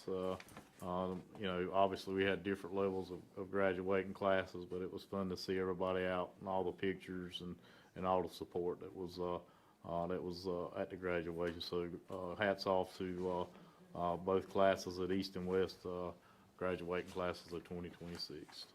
Superintendent's report, Dr. Atkins? I have something for the superintendent's report. Well, let's let the superintendent give his report. Thank you, sir. All right, thank you, Chairman, Secretary, and board members. Just a few little things here quickly. We will start the summer hours on Monday, June 22nd. That'll take place through July 31st. That'll be Monday through Thursday, 7:30 to 4:30, and closed on Fridays. We will be observing the Independence Day holiday. It does happen on Saturday, so we'll observe that on Thursday, July the 2nd. Normal hours returning on August the 3rd. The next regular scheduled board meeting is set for Monday, August the 10th. I knew we did vote for a special call meeting. I actually had down, we're probably going to need a special call meeting as well for a couple, so anything we'll need will be in that meeting notice. Obviously, you've already talked about the Plainview East Arcadia property. Anything else we'll add to that meeting notice and handle anything that needs to be handled at that June 22nd date. I am happy to report that Bladen County Schools was selected, was kind of competitive for the Relay Graduate School of Education. It is a renowned program that will provide coaching and support for our principals. Robinson County was one of the first districts that did that in North Carolina. We went through an interview with this group about 2-3 weeks ago, I believe it was, and we're excited about that. They will be doing some instructional coaching and support in our schools with our administrators, as well as providing some professional development. And so we're just excited about being selected to be a part of that. There's no cost to the district. That's being underwritten by DPI. There's also an opportunity for future expansion as that goes through. So I'm very excited about that opportunity for Bladen County to be selected. And I believe it's going to be the next thing in sharing that. We had 3 principals that sat on their principal PLC leads. They sat a part of that interview and provided feedback as principals. And I think it's going to definitely be a move in the right direction for support for our buildings and for our schools. In terms of legal updates, just a few things that's kind of coming out. This came from the State Superintendents Association. Right now, obviously, in terms of working through, there's been some talk about state budget. This is kind of the framework that's been agreed upon the chambers. I think they got some final things they've got to do. The average, we kind of caution folks to be mindful of this. Sometimes the media says 8% raise. It's not really necessarily 8%. It's 8% average raise for teachers. And again, as they have done in the past, those folks who are in the middle of their careers on toward the end don't hardly get much. It's more on the front side of the pay scale that they're doing that on. One thing they're recommending or adding is in any teachers that have more than 16 years, in addition to that, would get a $1,000 bonus. Those that have less than that would get a $500 bonus. What's going to basically happen with the front side of the scale is early career, 0 to 3, that starting pay could go up 17%. And so I think they've poised North Carolina for starting teachers to be at the top state in the Southeast. But that's great on the front side, but they have not done a lot for those folks who go 15 to 30. A lot of times our veteran teachers are often overlooked in those things. And so they've been a little bit misleading to, I think when the media shares that, I want folks to understand that why we believe it should be 8% across the board. That's not what they're proposing. It's actually an average. All other state employees are proposing a 3% raise. Any employee making less than $65,000 will get a one-time bonus of $1,750, and those above that will get a one-time bonus of $1,000. Retirees are getting only a 2.5% one-time bonus, no cost of living adjustment or anything at this point, unless they change that. And so that's disheartening for our folks who served all. Today we celebrated several retirees. And I'm like, I think they're worth more than a 2.5% one-time bonus. Dr. Mungolins, you're one of those retirees there as well. You say that again. And so, again, that's just kind of where we're looking. There's been some proposed cuts in some areas. So the School Superintendent Association, School Administrators, and the School Board Association is working to kind of try to curb some of those cuts. They're going as far as, we had a fund that would help students take AP test. They're looking at trying to do away with that. There's just things that everything, it's almost like we'll gain something in one area and they'll cut somewhere else. And it's like we need to maintain what we have and continue to grow all of it. And so that's been a challenge. They have taken some action on the federal tax credit for the educational choice for children. We just saw the impact already on state money. And so there's some things there that's kind of going, some things that may impact. Mr. Nolan mentioned about property tax. And as that increases, when you're looking at the low wealth formula, that does end up hurting a low wealth district potentially. It's kind of a catch-22. You're trying to generate revenue to help out. At the same time, too, it's causing an issue with the potential for reducing of low wealth funding. As of right now, there's no increase to state funds, and so outside of what they've already shared. So we really don't know a lot of where we're going to be at with some of these allocations. When they initially do, they're in the funding in arrears formula now, and so used to they look more at the front side enrollment. Now it's basically where you were at the end of the academic year, and so it's going to be a little different way. Some other things are not specific to education but have some implications for that. Mr. Bell talking about AI and social media.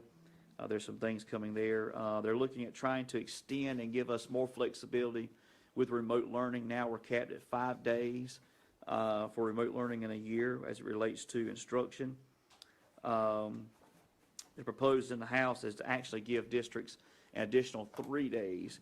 Y'all know we've had a couple times where we've exhausted all of them. Now at this point, we're out of school. But that is definitely something that to be mindful of. Right now, some of the mountain counties had additional time. They also are the counties that have that waiver. They can start school earlier. School calendar law is always one of those things that's out there. We're trying to hopefully get an early start. They would make us more competitive. What ends up happening is our charters start. They get into charter enrollment that first 20 days. They've got that ADM for that first month locked. Versus we're coming in starting the Monday closest to April 25th. And so it does make us less competitive. All we ask for, we're not trying to take anybody out of businesses. We need the rules to apply for everybody on everything, from testing requirements on down. And so that doesn't always happen. At large, again, we're still watching the federal scene to kind of see what's going to happen there. I am encouraged by some folks that, we know that we have some folks that take alternate paths to education, and we appreciate them because it does help us fill out some gaps. But North Carolina's been pretty strict on testing requirements. And so what they're looking at doing is removing some of those testing requirements to licensure to make it easier for folks that have gone through a program or coming in through reciprocity. Now North Carolina does not always take every other state's license. Sometimes they have to do additional requirements. So what the proposal is that they remove that and we have reciprocity with anyone that gets a license anywhere in the United States. And so that will be very helpful. We have run into some issues in the past where folks have had a challenge with that. But some other things to kind of watch, but we'll be anxious to see what's going to come out of Raleigh. And I don't know the timeliness of how soon they want to move on the financial parts. But we'll keep you all abreast as we receive. And sometimes the School Board Association may send out a blast to you all too. So if I see something that doesn't come on an avenue that y'all already get, I'll share that with you all. Or I may just highlight it, make sure you pay close attention to this. This is some information. At this point, that's all I have in terms of the update outside of what we were talking about tonight. And so I appreciate, again, your support. I was fortunate to have a daughter graduate high school this year. And so I'm getting old.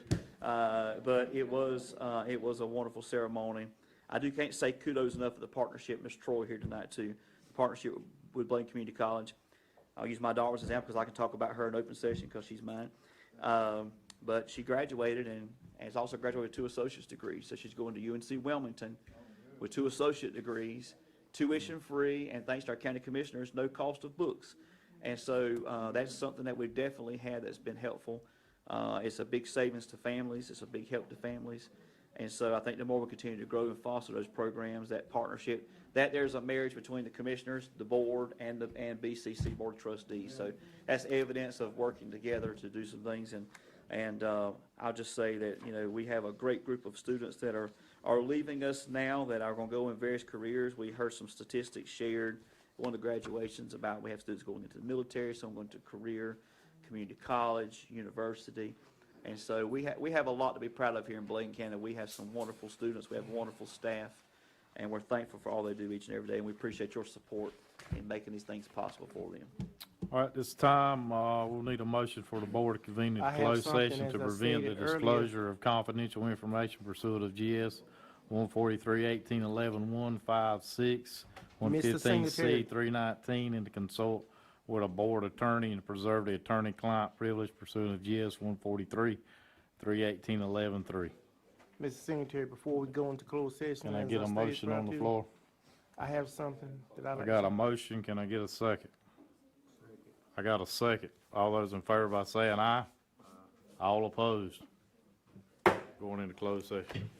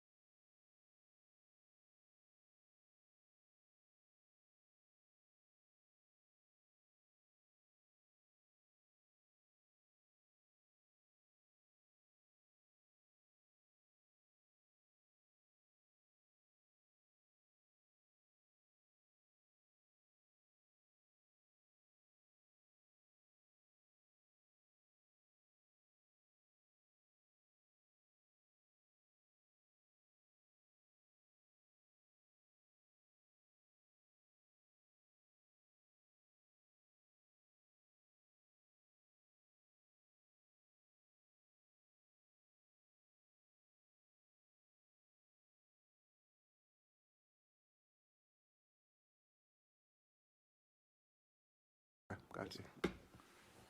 Action item 10.1. Right, that would be for our request and approval of the personnel action items as presented. Yes, sir. Can I get a motion on the floor? Motion to approve 10.1 personnel action items. Second. Got a second? Any discussion? All those in favor by saying aye. Aye. All opposed?